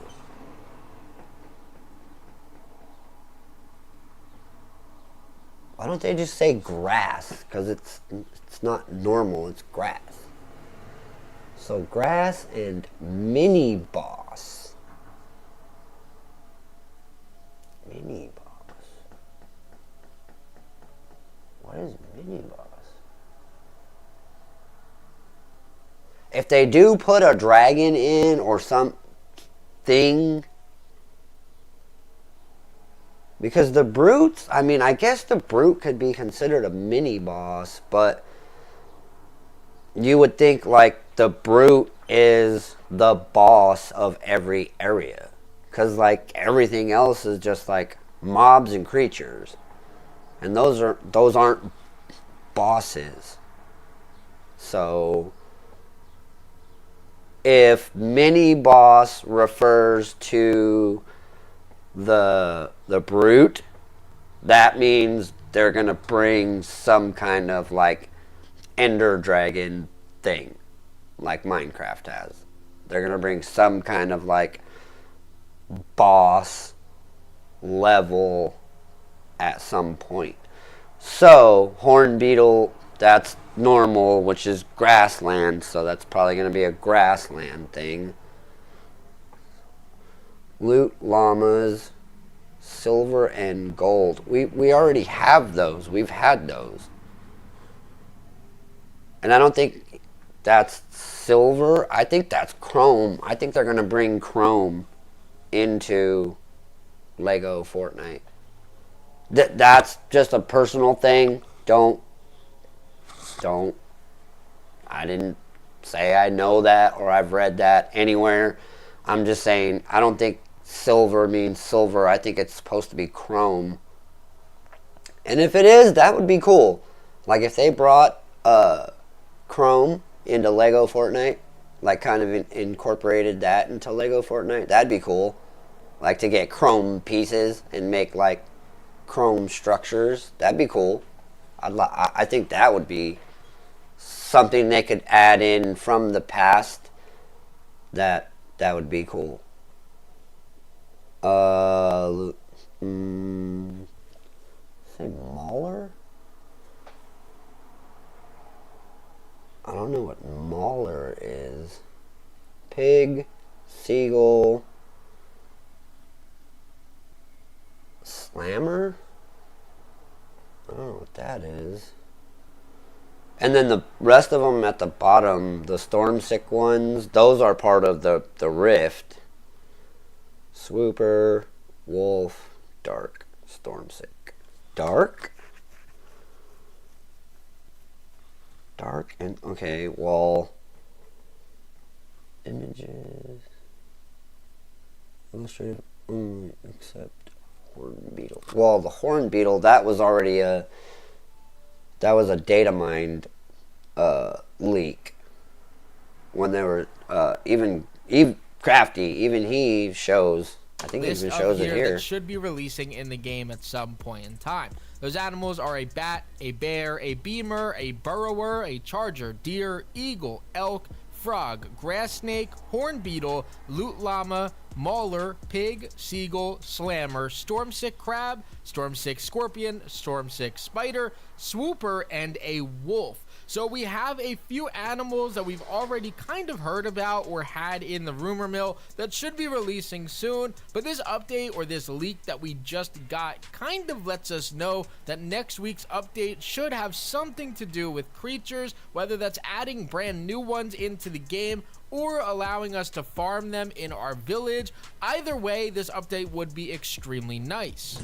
So, as far as like that is concerned, so everybody says like you always take things with a grain of salt. Whatever you hear online, it's not always gonna be exactly. So what I think is gonna happen here, yes, a lot of the stuff that they've been talking about, yes, it's been data mined. They know it's in the game, it's just not activated. So, and what I mean by activated is that, so anybody who knows how to do HTML and C++, when you write code and you don't, so it's called open and closed. So when you write a code on one end, it's open and you're writing the code, which is basically everything that we're using nowadays is coded first and then put into practice. So it's open, it's just not closed. So it's not, basically it's not technically part of the game, but it's in there. You know what I'm saying? Like it's been written in the code, it's just hasn't been closed and activated, you know? So yeah, they can go in there and they can data mine the code and see like pretty much anything they plan to do, but just because you have access to the code doesn't mean you can change it for yourself, you know? There might be certain ways for you to take that code. If you're running like a PC, it has to be done on PC because that's the only way to, you can't do it on your console. So there might be programs and stuff to where they can side by side, and then that's how they get the clips of, you know, they're showing like the skeleton with the new weapon. Yeah, sure, that's what it's supposed to look like, and that's what it's supposed to do. But once you try to add it to it doesn't work. And that's how you get like people being like, your villagers being, when you log in or log out and log back in, and they're like stuck in their bed. They're standing up and they're walking, but they're like in their bed instead of like, you know what I'm saying? So it's there. It doesn't work. So you get to kind of see that angle of it, but it's just not playable. Now this image right here on screen is a previous leak that mentioned that. See the file, and then it says BP _ fence control dot. That's the coding. See, game features, Jonto game. Jonto is like the, the game. Content, item, toys, fence. And then and then you add the stuff that you want. Fence control, fence part, fence placer. Once you add that, that's another part of the code. And then you got to add in the images. So you'll go, like, see how these are closed? Game feature closed. Jonto closed. Jonto game closed. Content closed. That means this is what it is. It's this for that game, under content, under items, under toys, fence, control, part, place. So basically what that means is when you're playing the game, you're gonna open your item menu thing where you have all the stuff that you can freehand, your item thing where you build your benches and your toys. You open up your items, you go into toys, you look for fence, and you do what you do. You know what I'm saying? If you gotta push the A button to bring it out, to control it, to control the part, and to place it down somewhere. That's coding. That's how the game works. So when this shit is broken, that's why your shit is broke. That's why it doesn't work properly. So when people are complaining like, oh, this game sucks or whatever, no, it doesn't suck. It's just they haven't found the error in the code yet. You know what I'm saying? Like, this is where it's supposed to be. Under content, when you hit the B button and open the item menu, under the toy menu, under fences, and then you hit the A button to control it, which is the part, it is the part, in order to hit the A button to put it down. When this is broken, that's why the game is broken. LEGO FortNite was working on a fence placer system which would allow you to place and set up fences seamlessly in your builds. See?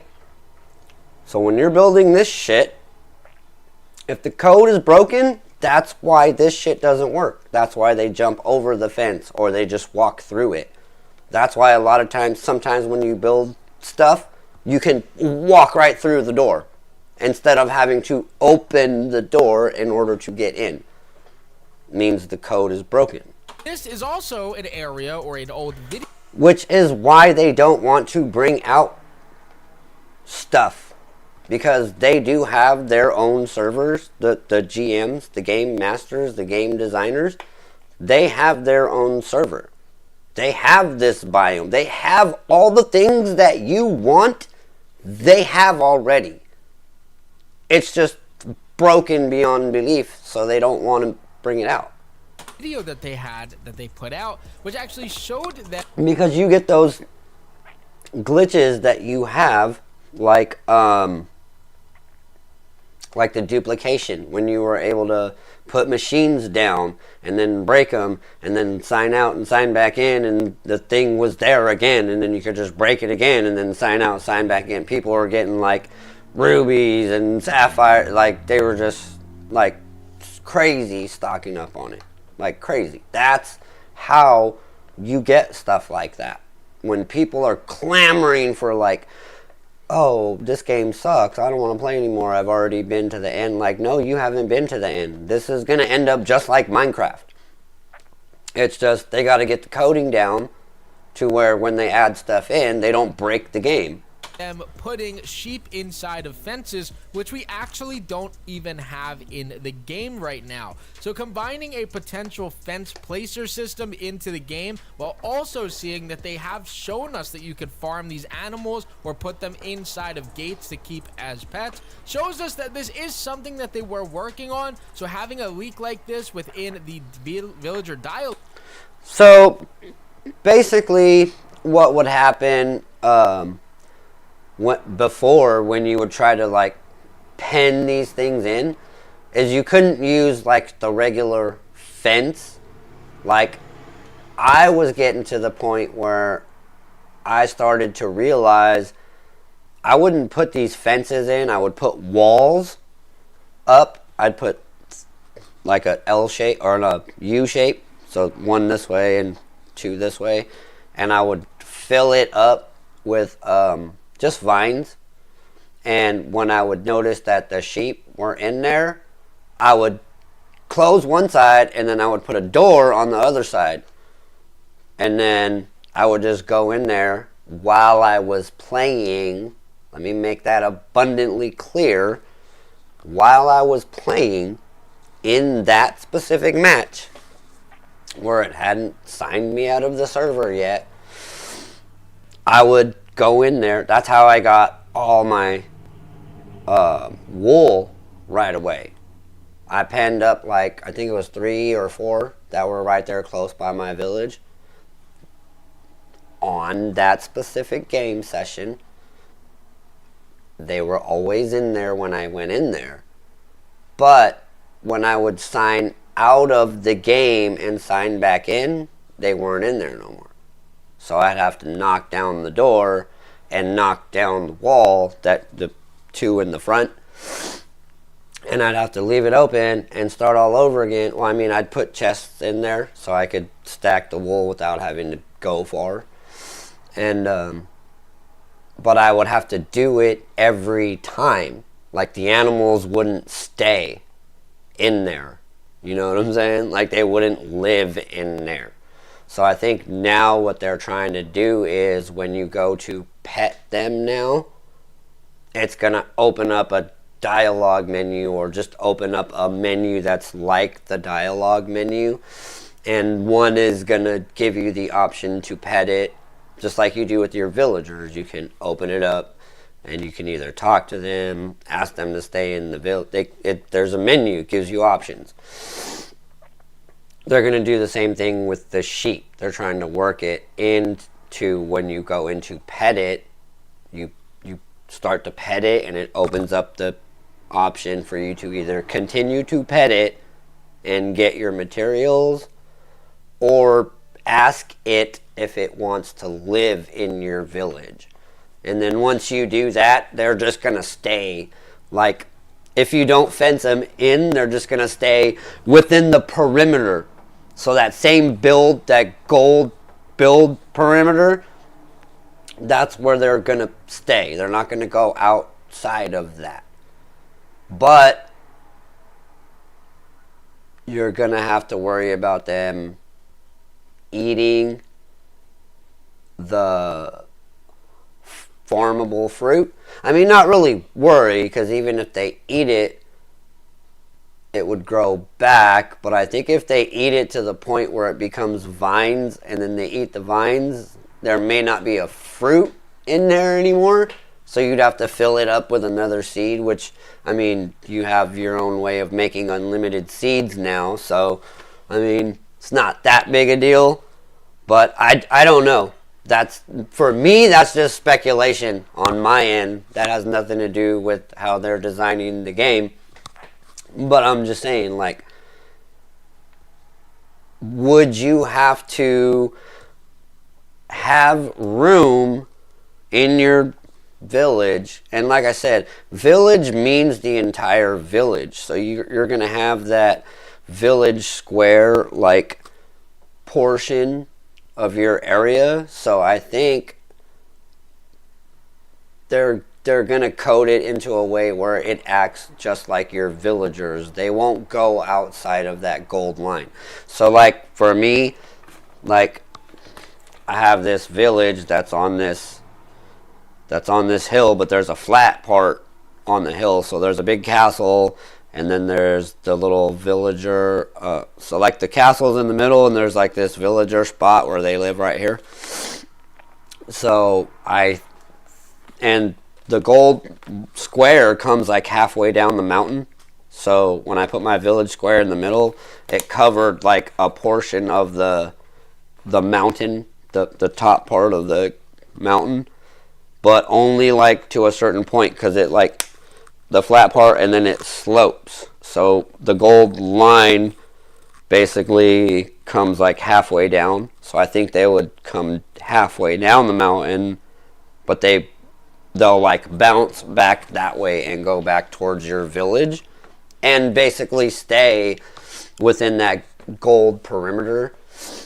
And then you can fence them in there. But I don't know if they're still going to jump over the fences. If they had this kind of fencing option to where they stayed in there, then that would be cool. And also the fact that they stay in that gold perimeter to where like you can rustle them up into like a specific area of your village. I mean, you could even build, you know what I'm saying, a little area down by the bottom part of the gold line, maybe around where some bushes grow, so that way they can still have stuff to eat, where they don't eat your food or that you have to feed them. And what's going to be weird is if they add in like the ability for them to die if they don't eat. And like I said, that's just another speculation on my end. That would just make it more real, and I don't know how much more coding that would take, or if that's even like, because right now they're alive because they're out there just eating random stuff.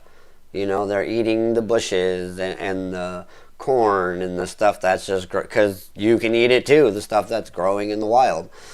So if in adding a way for you to fence them in makes it to where they can die. So like, yeah, you could pen them in, but let's say you don't play the game for a couple of days. So now like let's just say 250 in-game days have passed and they're trapped in this little square with nothing to eat. Like, you just come back to like a pile of steaks because they died. You know what I'm saying? I mean, and that could be over the course of like you just going to bed, you know, going to bed and then waking up. Like hella in-game days have passed and they're trapped, so they can't eat. So when you come back, they're dead. You don't see their skeletons, but they like they disappear and they leave behind meat.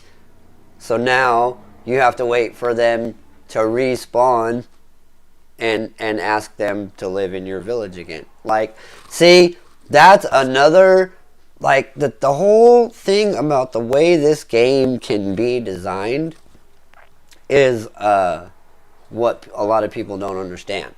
So, and when I was saying earlier, like, how hot fixing and patching are different, it's like, right now, yeah, you might be able to trap them and they just have unlimited health and it won't matter if you just trap them and farm them because they're just going to eat the grass because the grass doesn't disappear. But could you imagine if they made it to where if they ate all the grass in the area and it just, there's no more grass, like they die? Like, and you just come back to a pile of steaks and now you have to get more sheep. That would just add another aspect to the game where like you already have the area built, you just have to go get your animals, you know, or restock your animals. Log is something that is extremely nice to take a look at going forward. Now, you guys might remember this old tweet that I showed you guys that was leaked out from FireMonkey that said that the next update set to come to LEGO Fortnite is polar bears and an Osiris cave. That was bullshit. Sorry. Well, I mean, we're pretty far in the video, and I think I've sworn a couple times, but yeah, that was bullshit. That was never gonna be a thing. I don't know why everybody keeps promoting this. I mean, yes, it might be a thing, But that was nothing that was ever going to be like, that was never posted by Epic. That was never like, yeah, you know, coming soon, Osiris. That was just like something they played around with. Type. Now, when they put this tweet out or leaked this out, and they said the next update set to come out was right before we got our update when it came to the stability and the bug fixes for... That's what this was. It was a stability and bug fix. That's all it was. Damn. I thought I turned that off. Mechanical mayhem. So I knew pretty much immediately that they only do content drops once a month. So look forward to maybe getting polar bears and an Osiris cave type now in next week's update. If we actually are going to get brand new creatures updated into the game, now is the perfect time to get that leak as well. Now, another thing to keep in mind is that the Star Wars and FortNite set or collab actually happens a week and a half after the update on Tuesday. So this update should happen on Tuesday. It's coming out May 3rd. So basically, May 3rd at 4 o'clock in the morning or 3 o'clock in the morning, depending on where you're from. May the 4th be with you. Duh. Hello. They always have to do something May 4th with Star Wars. It's just, you know what I'm saying. It's a Star Wars thing. It's in honor of George Lucas and everyone who created the movies, the at least the original movies anyway. Because the original story, with its own flaws, because all movies have flaws. I mean, even some of the best movies in the world, if you break them down scene by scene, a lot of the shit doesn't make sense. But if you watch a movie for a movie and you're like, oh, action movie, ooh, fucking things are going by fast, and you're not paying attention, then you don't care. Like, cool shit is happening and your favorite character is killing people. You don't care what the story is, you know what I'm saying? You're there for the action, explosions, and craziness, you know? But for people that actually break down movies, they're like, wait, yeah, cool scene, but didn't you fucking say you couldn't do that, like, 10 seconds ago? Like, yeah, you said your arm was broken and you can't fight.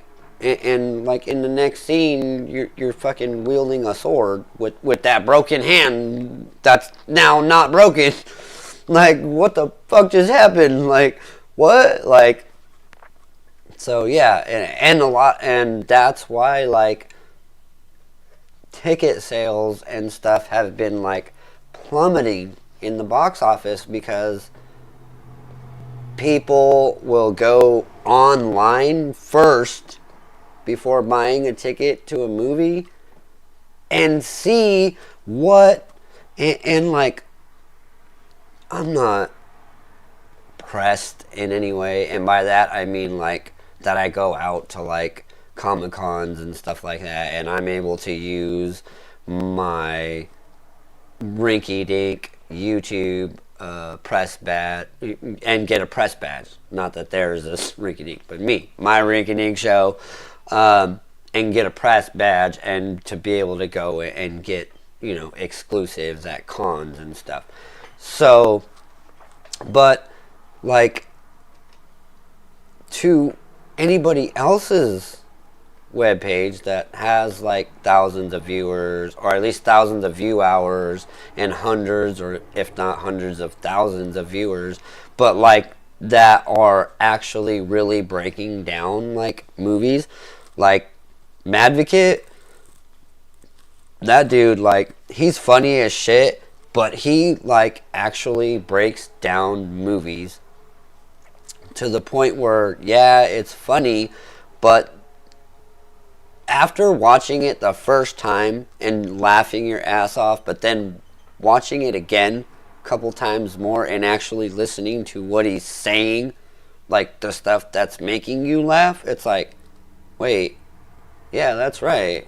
Like, how could you not do that a second ago? And that, like, you know what I'm saying? Like, 2 seconds ago you said you couldn't do that, and now here it is 3 seconds later, like, you're a pro.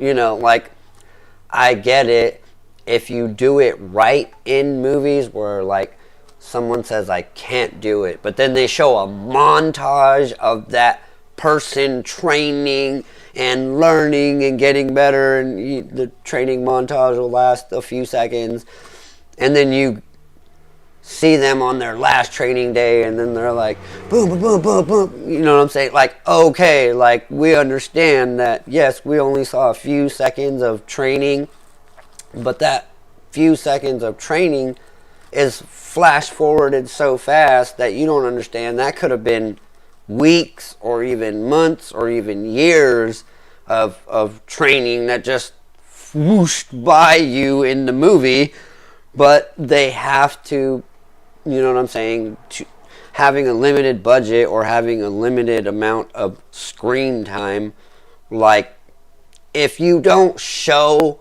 or at least hint at how somebody got to a certain point from here to here, even though that was only like 15 minutes ago, like, hint at it, show like a quick flashback of them like training, so then you get like, oh, okay, that's why they're that good, because a second ago they couldn't do shit and now they're a pro. Like, oh, this has been like a minute, like some time has passed since the 15 minutes ago.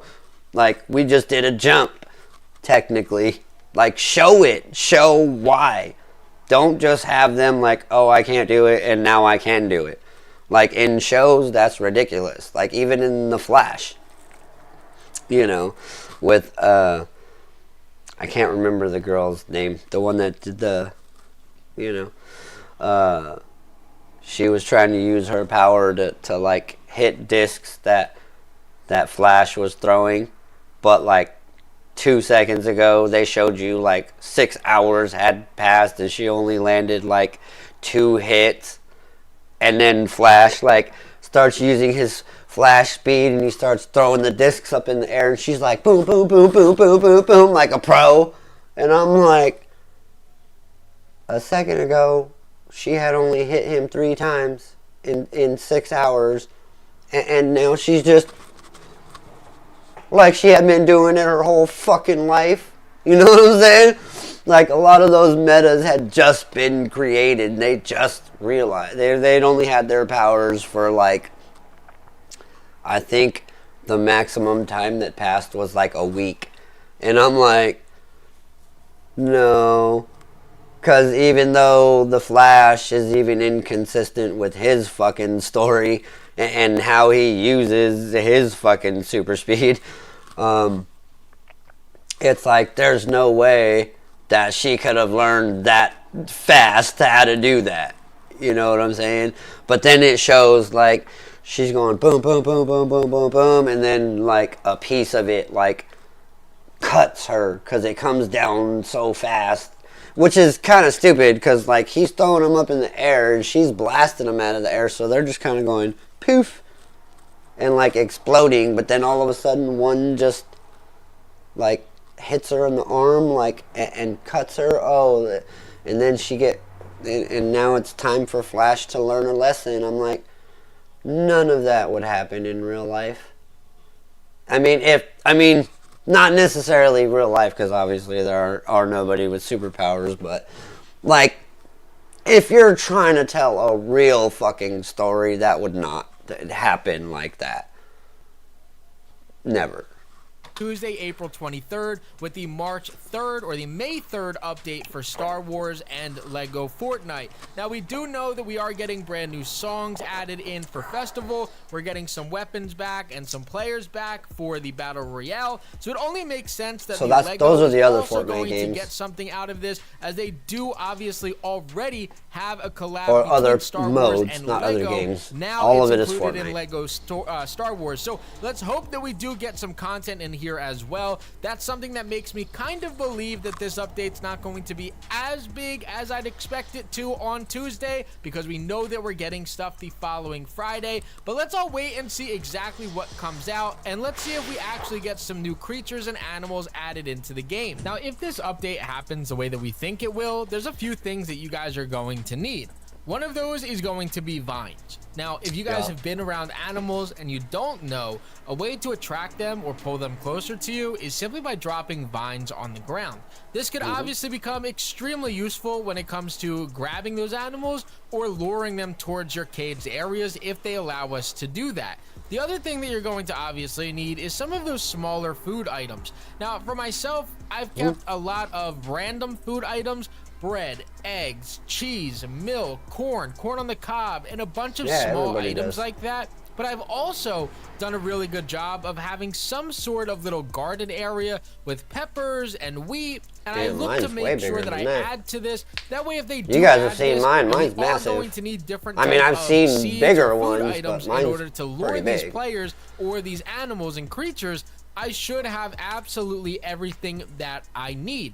The final thing that you should need or should look to build at your village is going to be a little pen area for them. Now, for myself, I already had this built for, you know, build videos and things like that, but I'm looking to renovate this and turn this into a little villager hut or a little animal hut. That way I can cage some of these animals in and set this up. Make it higher. Like a little bit of a farm area on my shore biome. But let me know. Just make it higher and put a door down in the comment section below. I'm sure that we're gonna see this.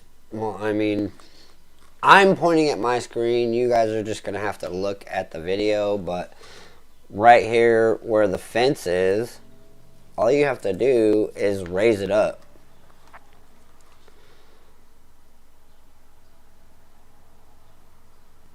Just stack these on each other. I don't know if these corner ones will stack because they have the point, so it would probably look weird if you stacked those. But you can even change these to the wood ones. That has the flat square corners. The darker wood, but then stack it up higher. And you like, I mean, I know it would look like a giant cage, but make it bigger, and then put a roof on it. And then when you put the roof on it, right here where this campfire is, you could just leave it like open floored. So you could go up higher, and instead of enclosing it all the way, just put like an edge around the inside of it. And that way it's like you still have like kind of like a skylight type of thing. But the only thing is when it rains, you know what I'm saying? But whatever, no biggie. I still think they should put glass in and let us be able to like leave gaps like that, but be able to put glass windows in. That would be something like, I think that in and of itself would change the game. Because you have like on your screen, so like this little house over here, I forget what it's called. I think it's called the Hideaway. But see how it has like 6 windows or 6 holes like windows? If it would let us fill those gaps with glass, like that would change the game, because people would be building structures where they could be putting windows or like glass bottom flooring like over the water so you could look down, you know what I'm saying? Or build like a glass bottom boat. That would be game changing. That would be game changing, because that just gives everybody more ways to create stuff. I could do that in my cave, make a glass bottom floor in the cave so I could look down and, oh, that machine's over there, okay, that machine's over there, without having to actually go down there and be like, oh, it was in that corner and that's in that corner, you know? But that would be just that in and of itself would be game changing as far as like playability, because it would give. So then in here, and the thing about it is, make it to where it would fill pretty much any gap. Not like these fence gaps because they're round, but like the square ones, like you do have like the square fencing. So in the square fencing, it still has the little rectangle shapes, like where these bars are, it would be like a rectangle shape, like allow you to put glass in there. You know what I'm saying? Any square or rectangle space would be able to be filled with glass. So like if you had a door that had like 4 small square holes that were like, like for you to look out the door, type of thing, be able to put glass in those square or rectangle spots. Like that would be amazing. People would spend so much time just like aesthetically replacing a lot of stuff, and they would have to come up with like and they would have to let you at least create at least 5 colors. At least the 3 basic ones: clear, blue, red, green,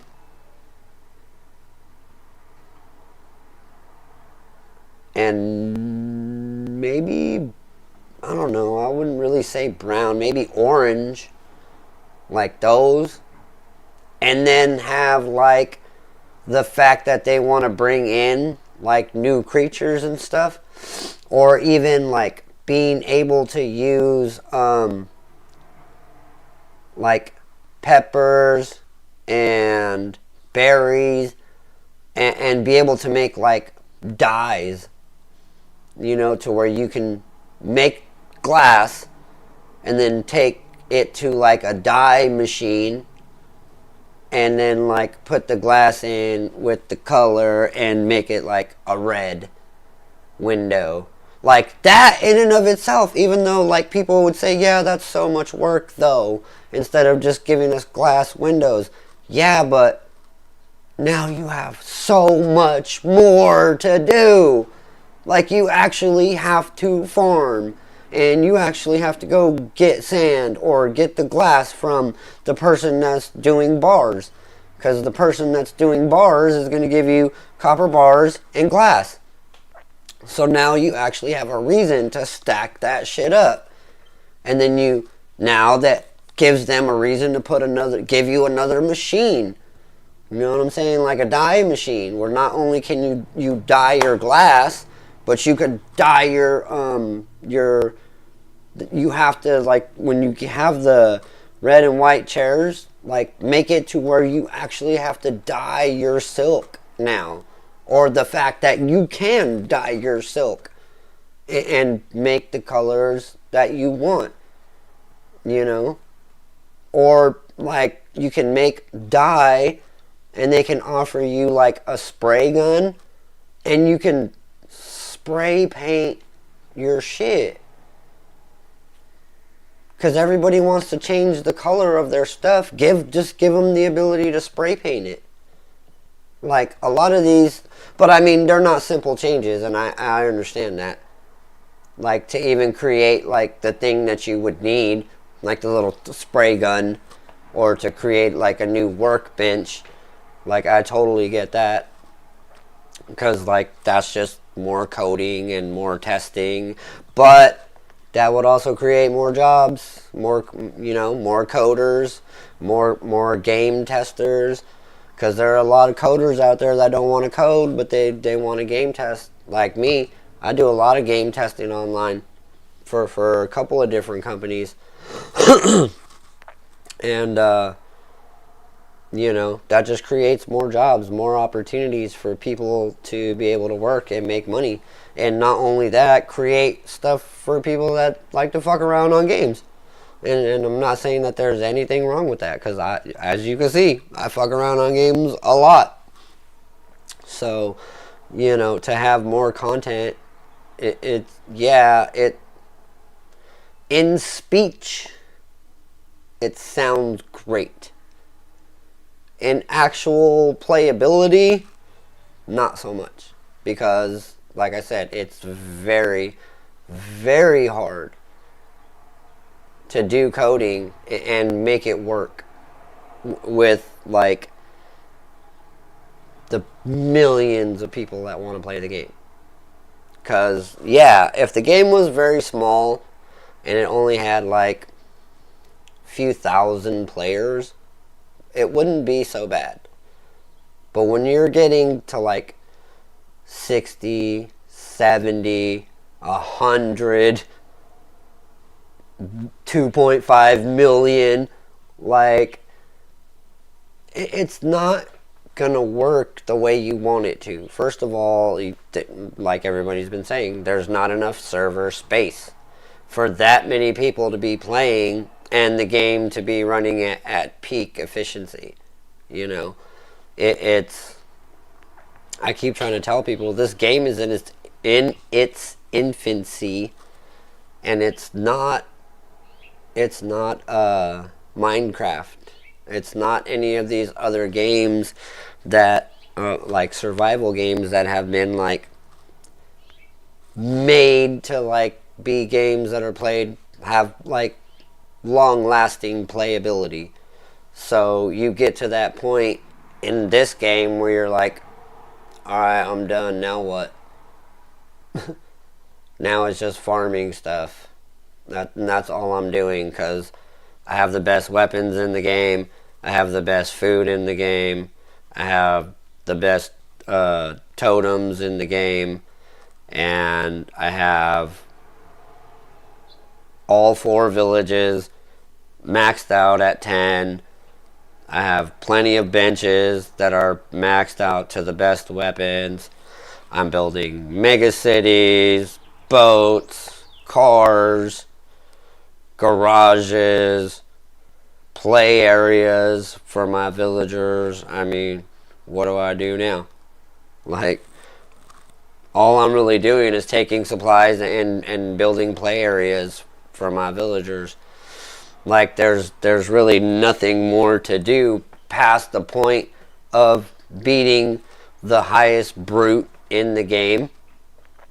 There's only 3 of them. You start out with the grassland brute, because you need that brute scale to, you need 1 brute scale, I think it's 35 obsidian slab, and either 15 or 25 copper bars to do the final bench upgrade.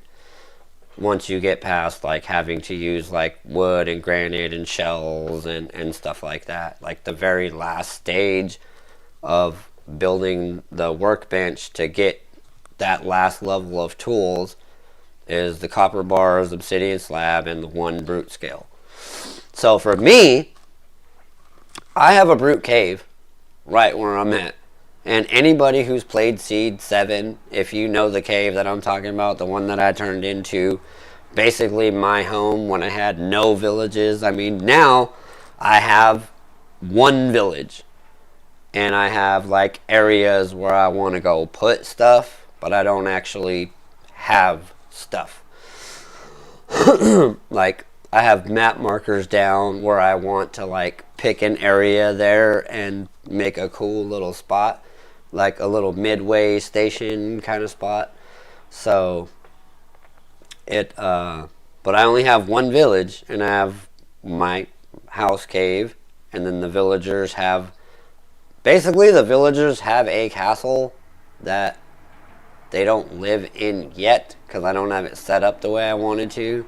So they have a castle, and then they have their little village house, hut, multiplex.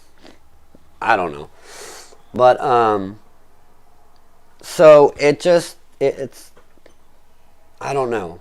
With the way things are going with this game, I just hate the fact that people say, like, there's not enough to do. I mean, I get that. I know that. because once you do get that final brute, the frost brute scale, where you can make the, so you need the frost brute scales, you need the sapphires, you need the, what is it, heavy wool, and,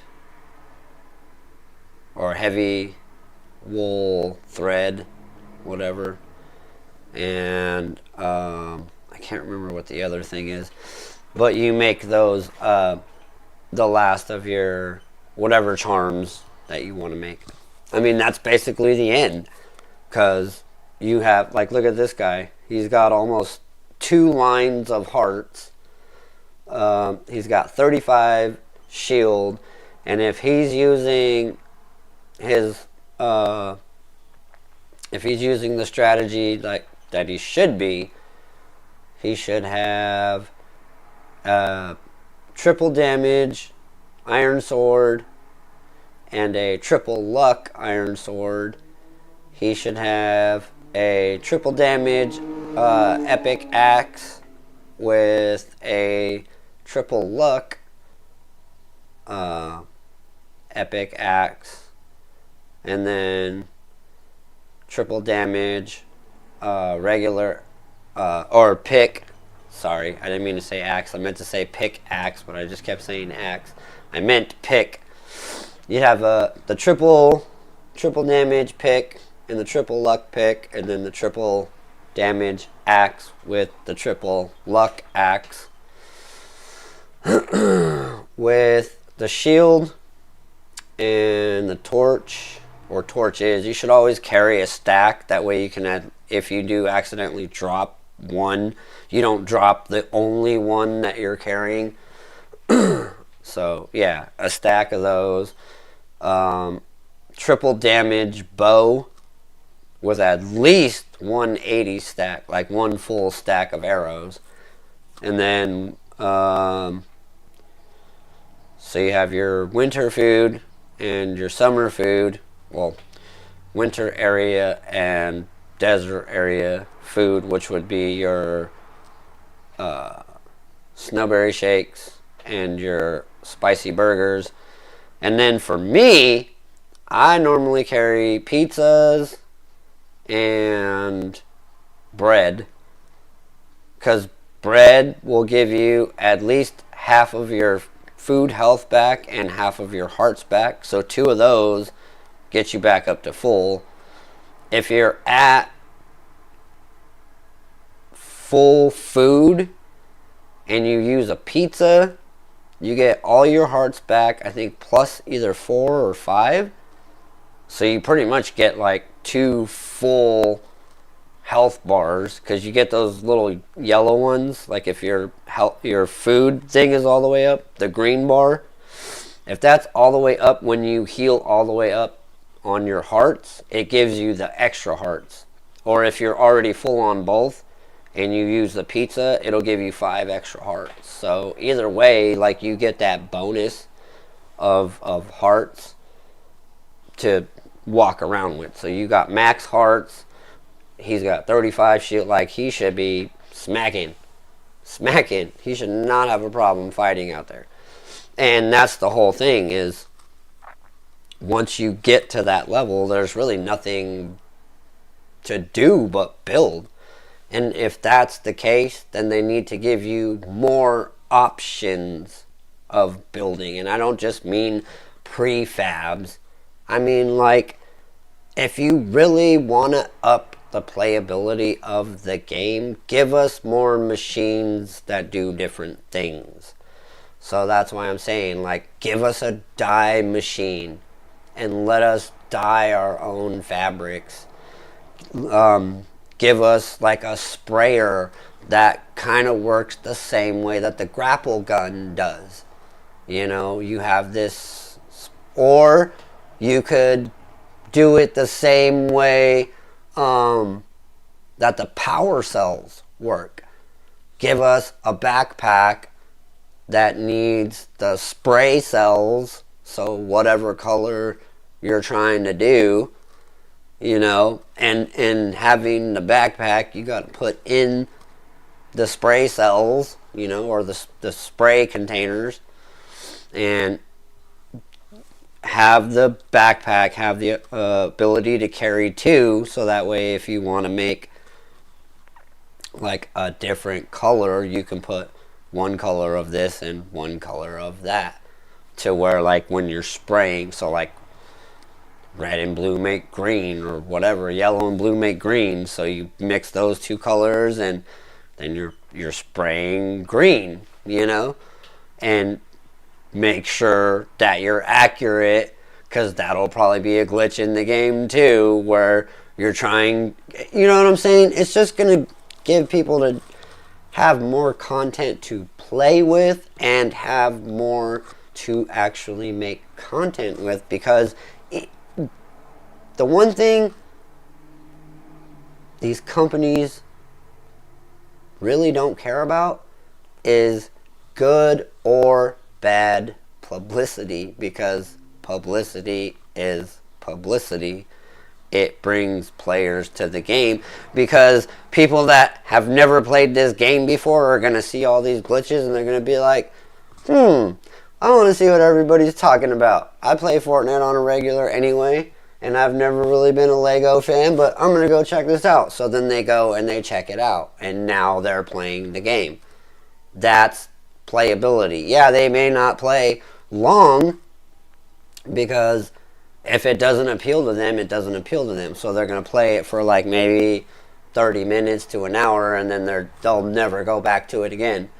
Or they play it for 30 minutes to an hour, they fucking fall in love or get addicted to it, and they're like, oh shit, I didn't think this thing was going to be that fun, even though, yeah, there's not really to do, but I could build my ass off, and I'm starting to get pretty good at it, so they get hooked to it, you know. So adding things like being able to spray paint, or being able to like dye fabrics so we have other colors, like that little, even in some people's minds, that little bit of extra playability, or just the little bit of something new to do in between trying to get this new biome thing to work.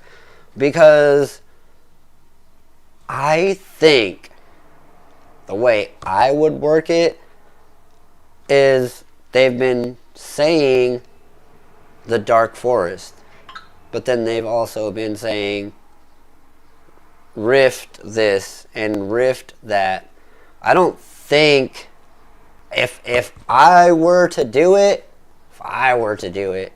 to give it more playability, I would make the dark forest somewhere you could walk to here in your regular map. So like maybe an area you haven't explored is now going to become the dark forest. Because if you haven't explored your entire map, well, I mean, I guess if you have explored your entire map, then it would just pick an area at random. But if you haven't explored your entire map, it would pick one of those areas to be the dark forest, and then make the rift a different biome, where you could rift out somewhere and you would get like a whole new biome. So yeah, you're gonna have these rift monsters like on the island, but they don't really, there's no rift area, but they're working on it. It's a new rift area. But for right now, you get the dark forest, you know what I'm saying? And all the stuff that's already been applied or said they were going to apply now applies. Like all the new weapons, and maybe like some different types of prefabs, like the scary castles or houses, or like, you know, spooky houses and stuff like that. Like that stuff they've already been promoting, you know. And then the rift area where these monsters actually came from is now a totally different area, and now you got to start, you know, either building something that creates a rift where you can rift into this new area that has new stuff, like beyond just having the titanium weapons. Like now you have rift weapons and rift vehicles and stuff like that. Like break it down that way instead of putting rift and dark forest together. Like a lot of people are saying, oh, you're gonna rift to the dark forest. That's kind of stupid, because you're pretty much cutting you're pretty much putting together something you can cut in half that would give you more playability over the long run. Because if you combine those two things together into the same thing, then it's going to be like, well, okay, but it's not going to be very big, and, you know, it's going to be one of those things where, like, what happens if you farm that entire area and there's no more of that?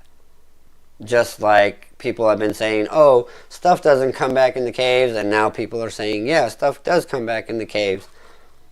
I have personally, I don't know if it's just the cave that I've never been to, but I think it does respawn. Because I know a lot of the caves that I go to in my current area, like, they always have stuff in them, and I'm like, did I not never go here? I'm like, what? So I'm like, I don't know. I don't know for sure. I haven't tested it yet. But, you know, what happens if you combine these two areas and it's so small that you get what you get and that's it. And you can only create like a limited amount of these new like weapons, but then like all you can really do is create enough to just get the new rift scale from the rift brute. Like, that's stupid. You're like wasting an opportunity. Like, I think the rift area should be its own area, and the dark forest should be like a new spot on your island. You know what I'm saying? To where, like,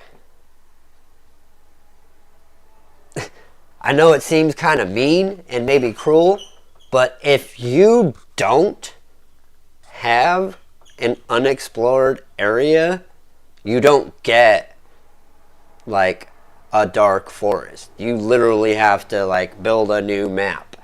That way the game can pick a spot, or, you know what I'm saying, an area in that seed to create the dark forest. So basically, like, if you wanted your dark forest to be in a specific area and be a specific size, you have to have portions of your map that are not explored. You know? Like, that would be kind of cool. Because, like, if it forced you to make a new map, then basically you already have the skills to start a new world. Now you're starting from scratch. Yeah, it sucks, but hey, like, if you don't have unexplored areas on your map, then where are we gonna put it? You know, like, you just don't get it on that map. You have to start a whole new map, so the game has somewhere to render it, which is cool, because then you can start over and you can use all your new skills, and you're back in action again. You're back to loving the game, because you're like, okay, what people online have the quickest ways for me to get to level 10 my village, get the things I need to get to the next areas, to get to that new area. Because, I mean, yeah, you could create a new world and then just try to go there, and it would be like if you never played the game and you went straight to the Frostlands and got beat up by weather, by having no hearts and no weapons, and you're getting smashed by like the frost wolf or anything in that area, even a skeleton will one-shot you because you have no charms on, you have no weapon, you know what I'm saying? Or it will force you to make a new map so it can render in that new area. But yeah, you got to start all over again now. And because it would just make it more like, oh, okay, it's not necessarily a new game. I know how to play. I have like 2 or 3 worlds already, but okay. In order to get your new area, new biome, you have to have somewhere to render it. So if you've explored everything on your map and there's nowhere for us to render it, then it forces you to create a new map. Or you just create a new world right now. You don't or wait.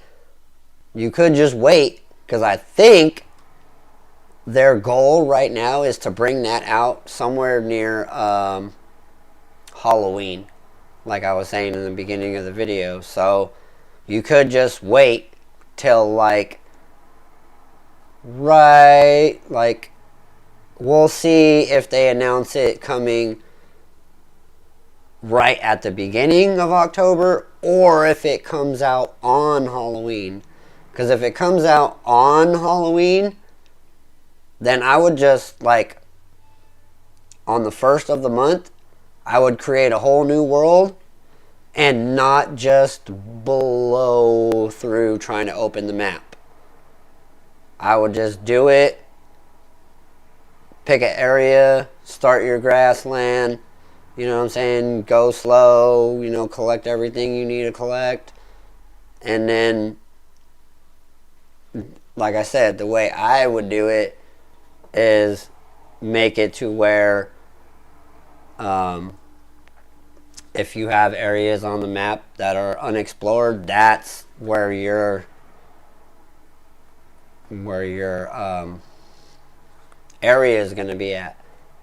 And if you've completely explored your map, then you have to start a new world, because the game needs unexplored areas to randomly pick your area where your new biome is going to be at. And then make the Rift world something else. To where right now, yes, those animals are rifting in, like, excuse me, you could make that part of the storyline to where, like, yeah, like, we have this dark forest because these animals are rifting into our world, and it's contaminating our world, making our forest dark forest, getting these new items and these new weapons, and having this, you know, it contaminated that area's brute, and we're getting all this new stuff to go to the new biome, which could be coming out who knows when. But right now you're collecting stuff to make that area's new weapons to go to the Rift area, where it rifts you into some kind of, like, mega dragon or some shit. You know what I'm saying? You know how long you could stretch that content out? Because in between all of that, there's going to be bug fixes and patches and all that good shit.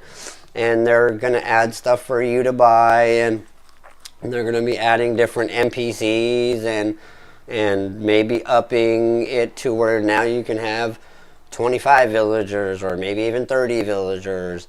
And a lot of time is going to pass, and a lot of patches are going to come through, and a lot of little things are going to come up. So, excuse me. So, instead of going bam, bam, back to back with Dark Forest and fucking Rift biome, or rifting somewhere, make it to where, oh shit, the rifts are affecting the animals in the world, creating this new area called the Dark Forest. And because the little, what the hell is it called? The sand roller, or whatever, the rift roller, he can rift in and out. So he's kind of like one of the creatures that's stuck like in between, because he can rift between that new biome, which is going to be in the next major update, but all the other things, because he can rift here, he is affecting the wolves here, and he's affecting the brute here, and he's affecting the area, you know what I'm saying, that's now turned into the dark forest. And now you're getting materials and all this other stuff to get to the next crazy biome, which is going to be the rift biome. And then you have to create maybe a rift machine, or you got to find the rift, the little rift. You got to find it. There's only one on your island, and it's in a random cave that'll spawn in when it's time to add the new biome. You go into that specific cave, and it kind of has a mini boss. Maybe that's where they add like the ender dragon kind of thing. And then when you beat the ender dragon thing, it pops out a rift now. That's now there permanently, and you can go to the next, spot. But for a while, you won't be able to beat it because it won't be ready and it won't be unlocked. Maybe it'll be behind a big iron door or whatever door that you can't open until, you get to a certain level or whatever. You have to have things that you have to accumulate over time while they're working on bringing the newest biome out after the dark forest, which would be kind of a cool little storyline. You get that, the story goes, the reason why you have all these rift type monsters now is because from the rift universe came that rift crab roller thing, and since the animals fight each other in the world, normally, like, you can drag other animals to fight, get things to fight other things. It attacked the wolves. That's how you get the rift wolf. It attacked one of the, one of the brutes. Maybe it was the frost brute or something, or just whatever. If it's going to be in the green area that turns into the dark forest, one of your green areas that you haven't explored is now your dark forest. Like, it went there and started attacking things in that area, turning them into rift monsters, because it can jump back and forth between the zones.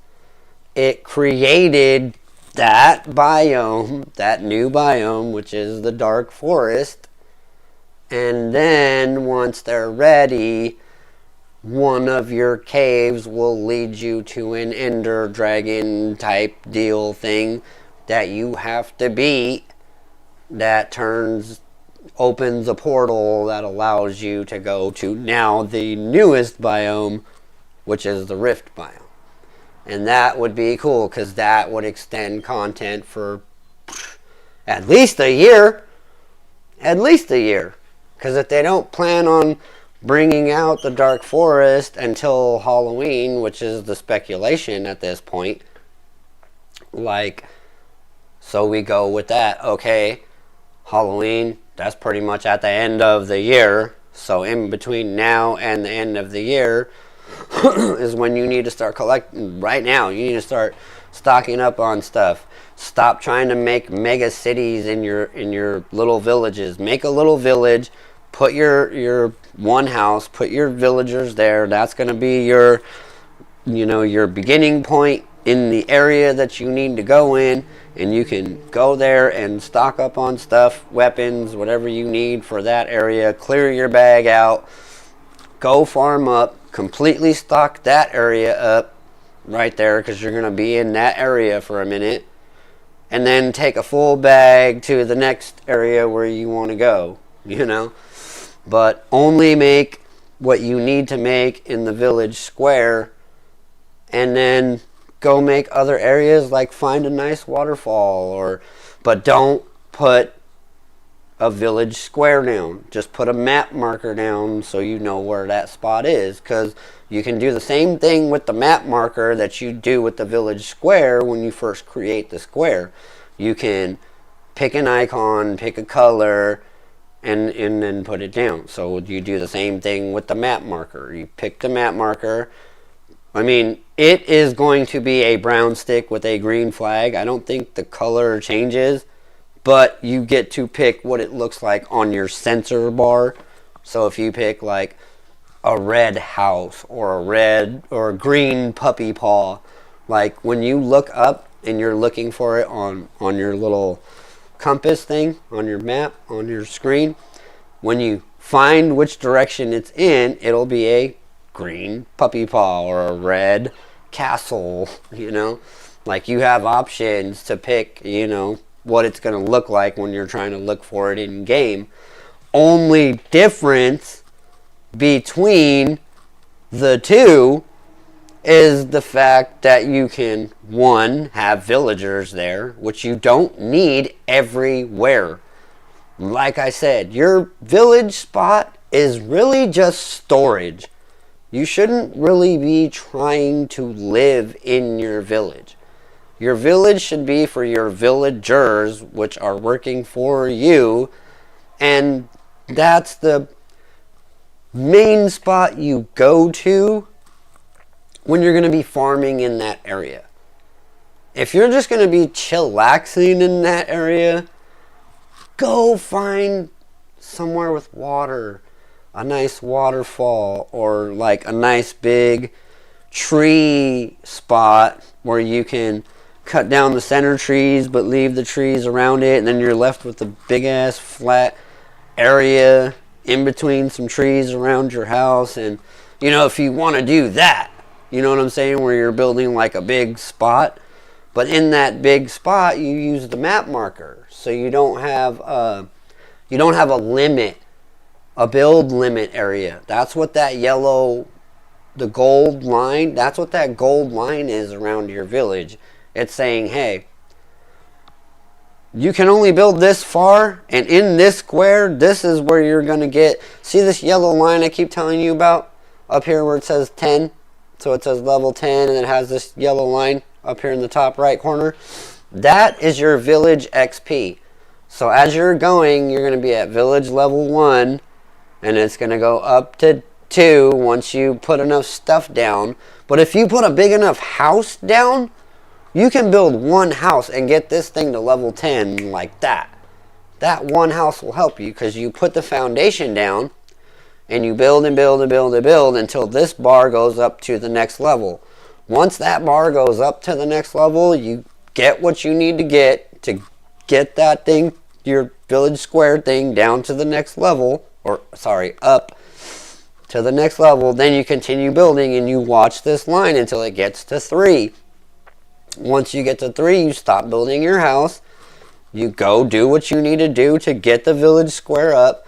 So you're using that big structure, basically the one structure, to get your town to max. And then you can move it. You can move the village square. So like I said, I've done it before. I put it down. I got it to where I wanted. I had all of my space where I'm building in where I wanted it. And then I just moved the square because it doesn't change the position of the outline.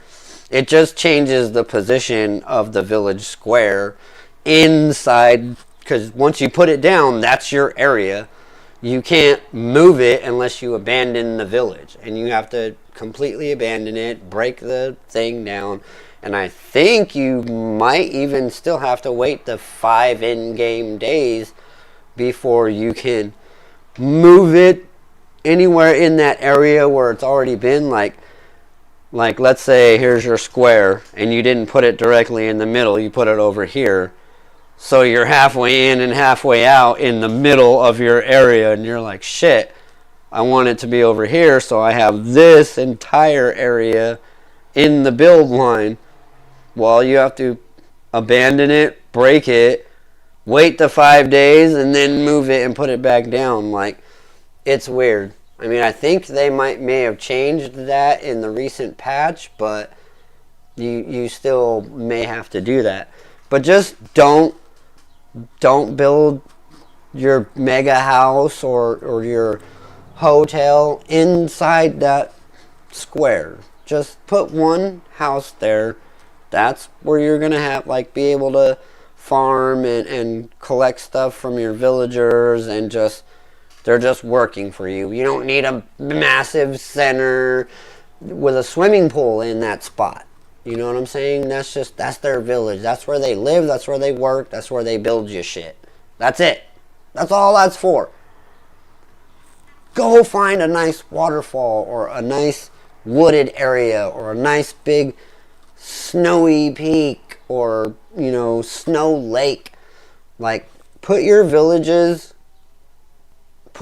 work villages, I should say. That's probably a better way to look at it. Put your work villages in a spot where you have grass, frost, and sand all in one line, kind of as close as you can get to one another, so you can go boom, boom, boom, boom. You know what I'm saying?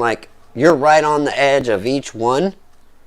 Those are your work stations. Those are not your build zones, your play areas, your free fab. I like to call them free fab instead of prefab, because your prefab ones, they look how they look. You can't change them until you're pretty much done building it. Well, I mean, you can't do anything to customize it until you finish it.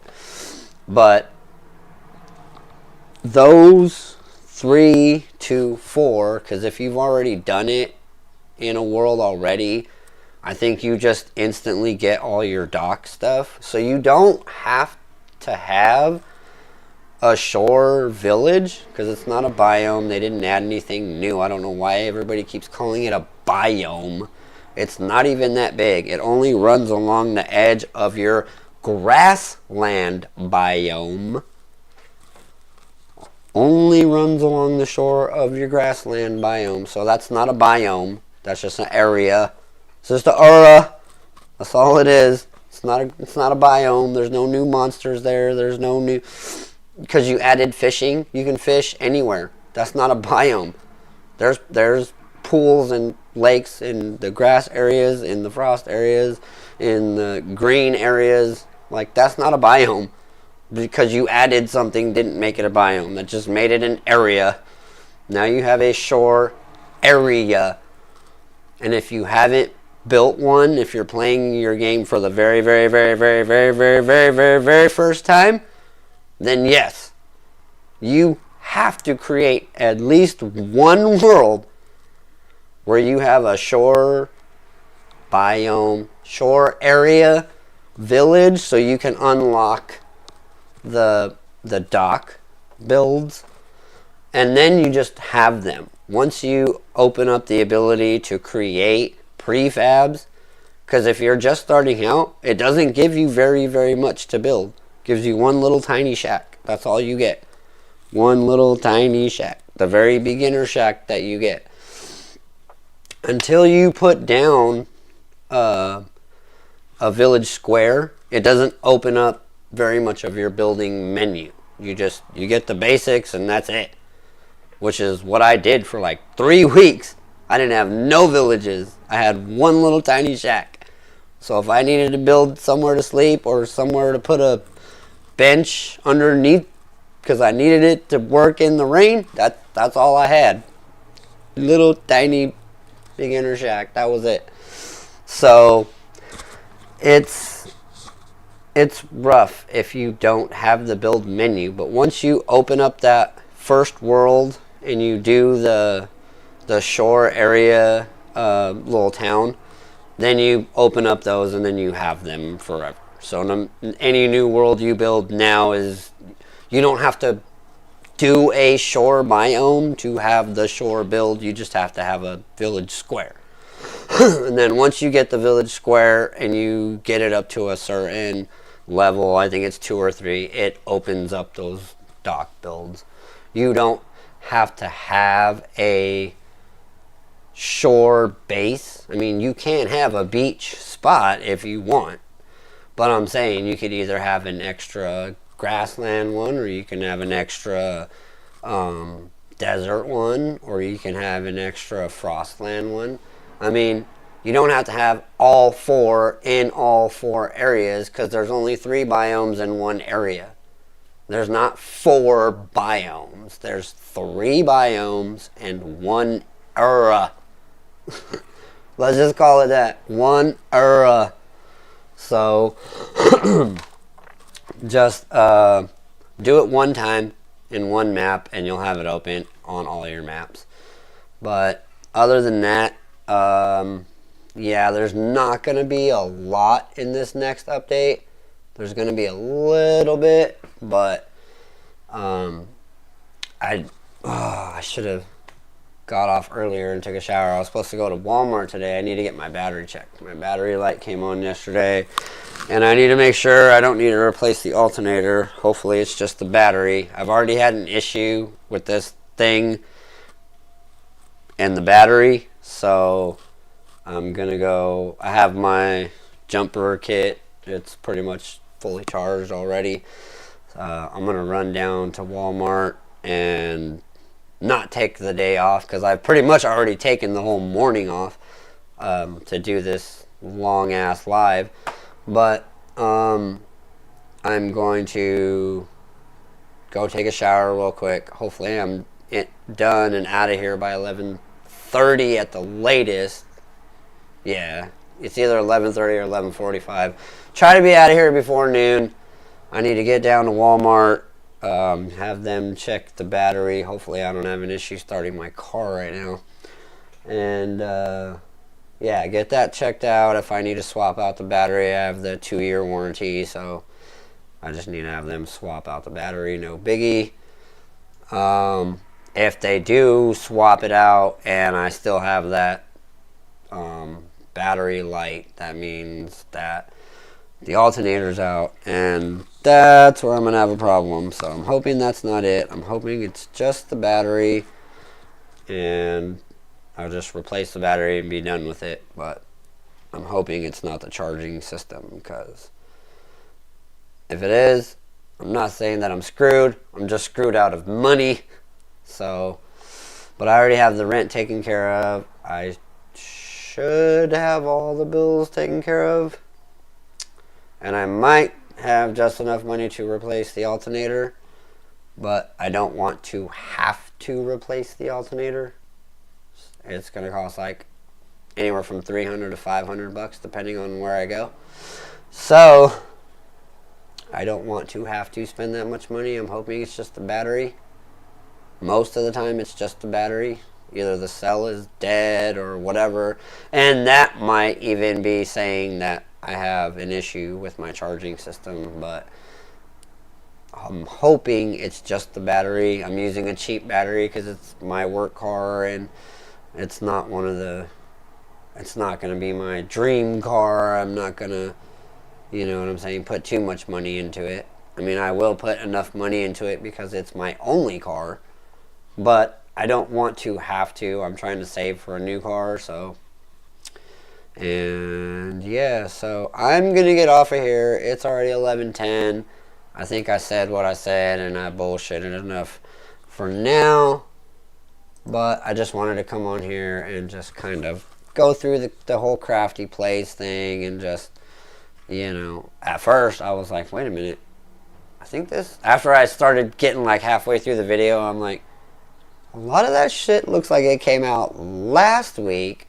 And then he was like, this is a list of last week's shit. And I'm like, oh, fuck. Okay. Now I gotta watch the rest of this video with you guys, because I'm like, oh, I know I talked about all that a second ago, but I was telling everybody this shit happened last week, and I thought it was weird because the thing only said like it was a few hours ago. Like the video was posted a few hours ago, so I'm like, What the hell happened there?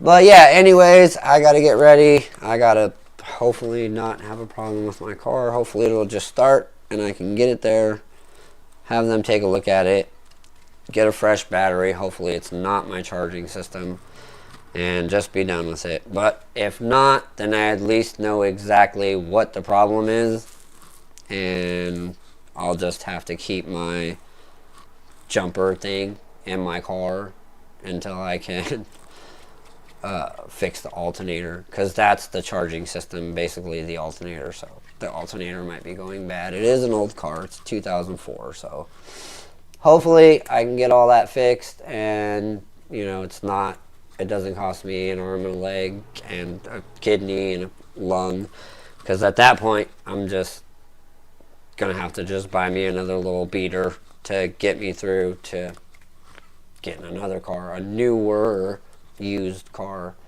because I don't have great credit. So it's not like I can go and just put 10 grand down, because I don't have 10 grand. And this super chat thing, I don't have any of this really set up, so it doesn't really show like the latest subscriber and the last member and all that, and it kind of like messes with the way it shows FortNite when I'm playing either LeGo or even regular FortNite. So I gotta go through some of these tabs and change some of this stuff, like the scene and the gameplay and the just chatting and the be right back. Like, I gotta edit some of this stuff, because some of this stuff is not acting right, and it's changing the position of the game while I'm playing it. So some of the stuff is cut off, like in certain areas or certain areas of the window, and so it doesn't show up right when I'm playing the game. That's the whole reason why there was no game today. It was more of like just going over the update and just seeing what Crafty had to say.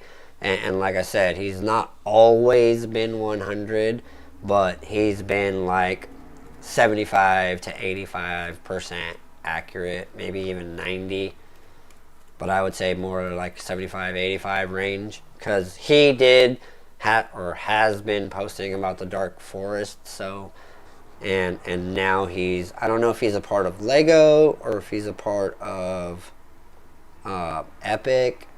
I forgot what he said, but he's got like some kind of sponsorship through them. So I think he even gets a little bit more accurate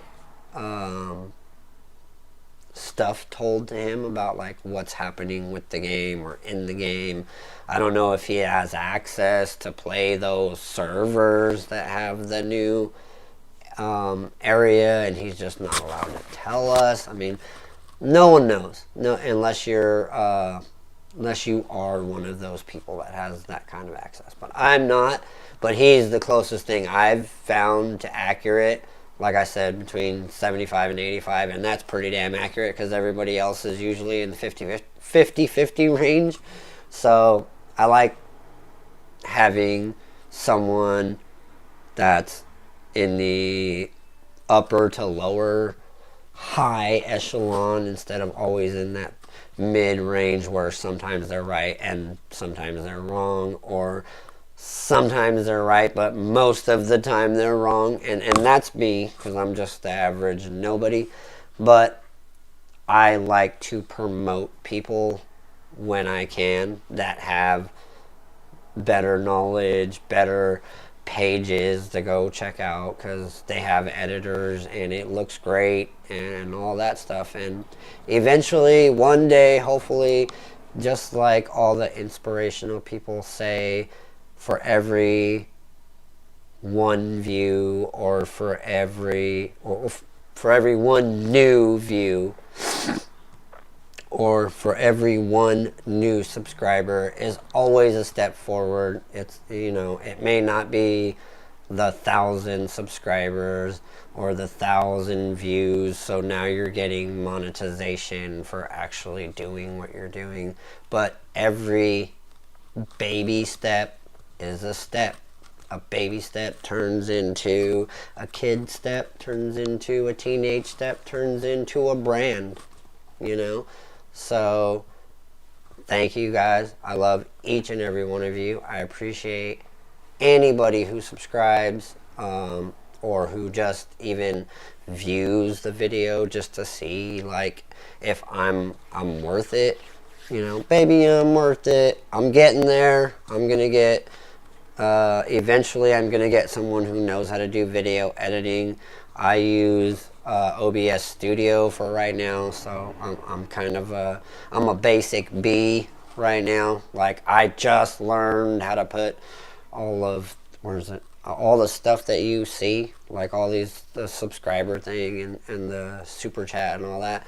Like, I just learned how to put all that stuff in there, and I'm gonna get better at it so I can resize it and make it all like fit better and all that.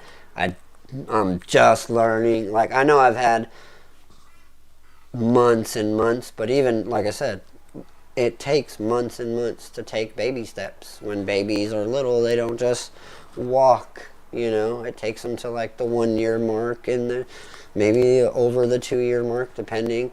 Like, not every baby is super genius and they're walking before they're walking and talking and doing math before they're even 1 year old. Like, everybody has, you know, an average time of learning and figuring out how to do things and how things work. And I have to work, I have to pay bills, I have to do things, so I don't have time to just sit here. I don't have a rich family backing me, paying my bills and saying, hey man, you know, you're doing a great job at this, like, I'm put some money behind you, you know.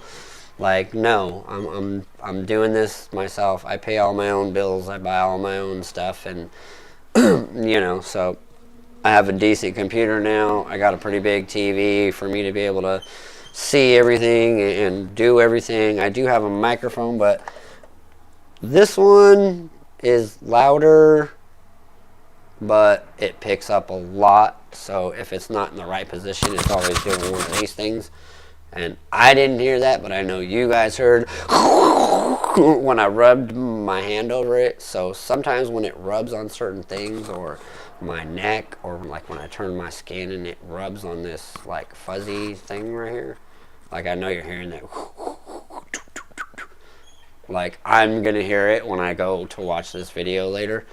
So I'm getting to the point where I'm starting to get like new equipment and I'm starting to learn stuff, and I'm still trying to figure out this whole camera thing, and I need to clean up the background and get, you know, maybe I got the green screen in the background because eventually when I do like figure out this whole resizing thing and all that, like, I might move the couch out of the way and like push this back some, but focus in the camera, but so I can be back there instead of like right here up against my TV or up against the camera, because the camera's up here on top of the TV. So like, I want to eventually be able to move it down or put it on like a tripod so it's more leveled. I know nobody really wants to see my stupid face, but I'm just trying to get my face out there. I'm trying to just, you know, do my thing and educate myself more up than just coding, like learning how to use things and doing a YouTube channel. And I enjoy gaming. Gaming's what I do in my free time, and to have people come in here. I know when I smoke, I'm long-winded. Sometimes I repeat things over and over again, but it's, in my mind, if I don't think I went over it, or if I just forget that I went over it, I'm like, oh, okay, well, I need to at least go over it so I hear myself going over it. And if I didn't say it, now I'm saying it. If I said it again, then hey, you guys, you know, get to hear it again. It's funny because I'm being a stoner and I'm forgetting that I'm doing things, but I'm getting there. I'm trying to figure this whole YouTube thing out. I didn't play any music this time around because I did want to played that video, and I wanted to go over some stuff, because when I saw it, even though I thought it was current, I was like, in my head, I was like, and I know I said it a couple times, I'm like, a lot of this stuff was already patched already, but, you know, sometimes you're just whatever. But then I heard him say, here's what we think we might be getting. So the closer we get to Tuesday's update, we're going to start hearing about, like, the kind of things that are actually going to, or more likely going to be in the next update. And this is the kind of thing, like, I've been seeing, or a lot of people have been telling me, hey, at least do one video a week. Because I've been dealing with depression, I've been dealing with living by myself and not seeing my son all the time. Like, I get to see him a couple of days a week. So I've been thinking, in order for me to get at least one video a week out, but having a lot of content for the month overall, I think I'm going to start doing Friday and Monday videos. So I get, it's still one video a week, but it's 2 videos back to back, or 2 lives. Because I'm, like I said, I don't have an editor, and I don't really know how to do all of that. So this is kind of like a shout out to anybody who knows how to edit. If you do, I don't have a whole lot of money to pay anybody. So if you're trying to do some, like, you know, freelance, just helping somebody out, as long as it's not going to, you know, kill most of your life just trying to do it, which it wouldn't. If I'm going to be doing recording stuff, then obviously you're going to be chopping and editing stuff out. So anybody that's trying to do, like, pro bono was the word I was looking for, some pro bono video editing, to where instead of me doing lives, I will do just regular videos, and they can edit all that other stuff out later. And then if I just do videos where I'm not talking, but then I can script, or you can script, tell me how to script something, like, you know, this is your, you're going to use this to get in where you fit in, because obviously once you leave me and start getting paid, or once you start getting paid, you're going to be like, hey man, I can't work for free no more. And I'm going to be like, hey man, I appreciate it, thank you for showing me the ropes. You know, maybe I'll even give you $100 on the way out and be like, hey, you know, it's all I got, but you deserve it. You know, you got me to where I'm at. I helped you get to where at least you wanted to be.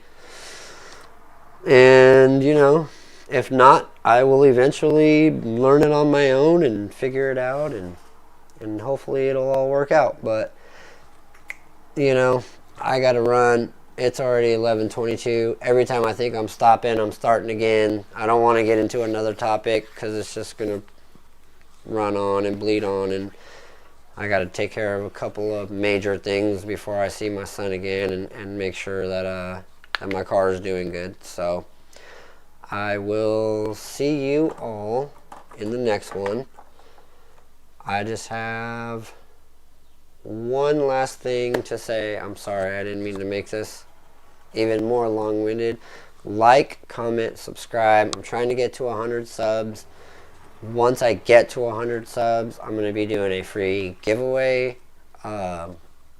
One LEGO kit. So I know I didn't make that sound very exciting, but yeah, I'm going to be giving away a free LEGO set. So, well, and most of the people right now, I only had 2 subs. One of the subs was myself. It was my other account, because I didn't want to, you know, look sad by having 0 subscribers. And then the other sub was one of my friends. They subbed for me, just so I didn't look like a sap and only have 1 sub. And now we're up to 9 subs. I don't know if anybody's subbed right now. It looks like the sub counter isn't working. So that's another thing. Like I said, I have to go through the programming and get everything fixed. It's not even showing the chat. You'll see this gray. I don't know, for you it's probably over there, but the gray box is where the chat is. So if you guys are chatting, I can't see it, and a lot of times this stream doesn't show up on my YouTube app on my phone. It only shows up like on these web pages, like the regular web pages. So I can go here and I can open this up, and this is actually live. So I can go here, view channel, go to live. Oops. And it shows like this is what you're watching right now. So, you know. So we're getting some views. We got 27 here and 16 here. The rest of these are previous views. This is when I first started this channel. This because it had LEGO FortNite and Summoner Wars. So I might do a couple of those again where I start off with Summoner Wars and I tell you guys about that. This was when I did not the Cat Williams, but the review on that. And then I started getting deep into LEGO, but you guys have barely just started like viewing me, which is fine, perfectly fine. Right here is where it starts spiking a little bit more, and then right here it doesn't show me. I'm gonna pause it.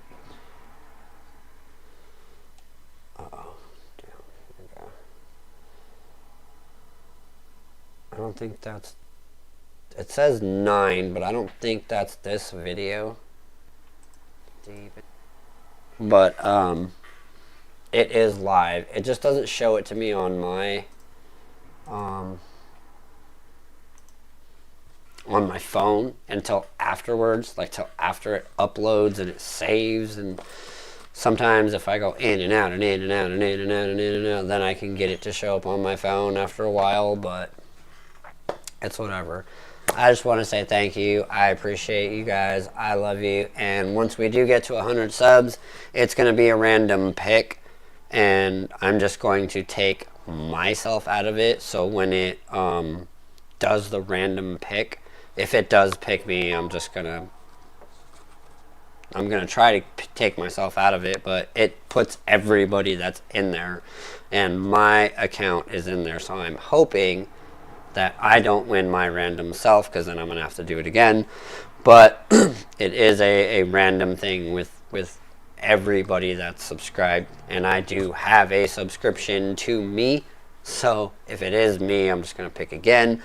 But yes, there will be and from here on out, it's going to be at every major milestone. So we're going to do it at 100. So if I can get 100 subs by the end of the year, hopefully before the end of the year. So we'll do 100 subs, and if we get to 100 subs, we'll do a giveaway.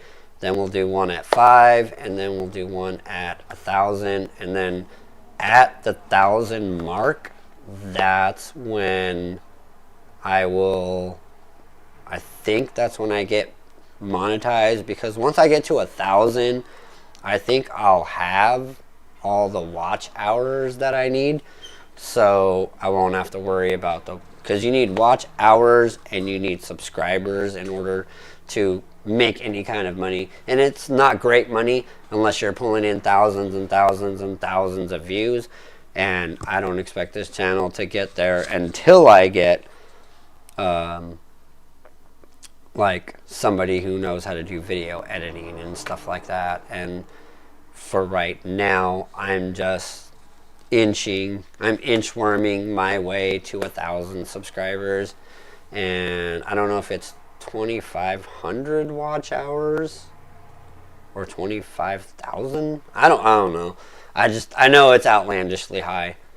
It's at least it sent me an email with it said you had 2,500 watch hours. So I don't know. It might be 100,000 or 1,000.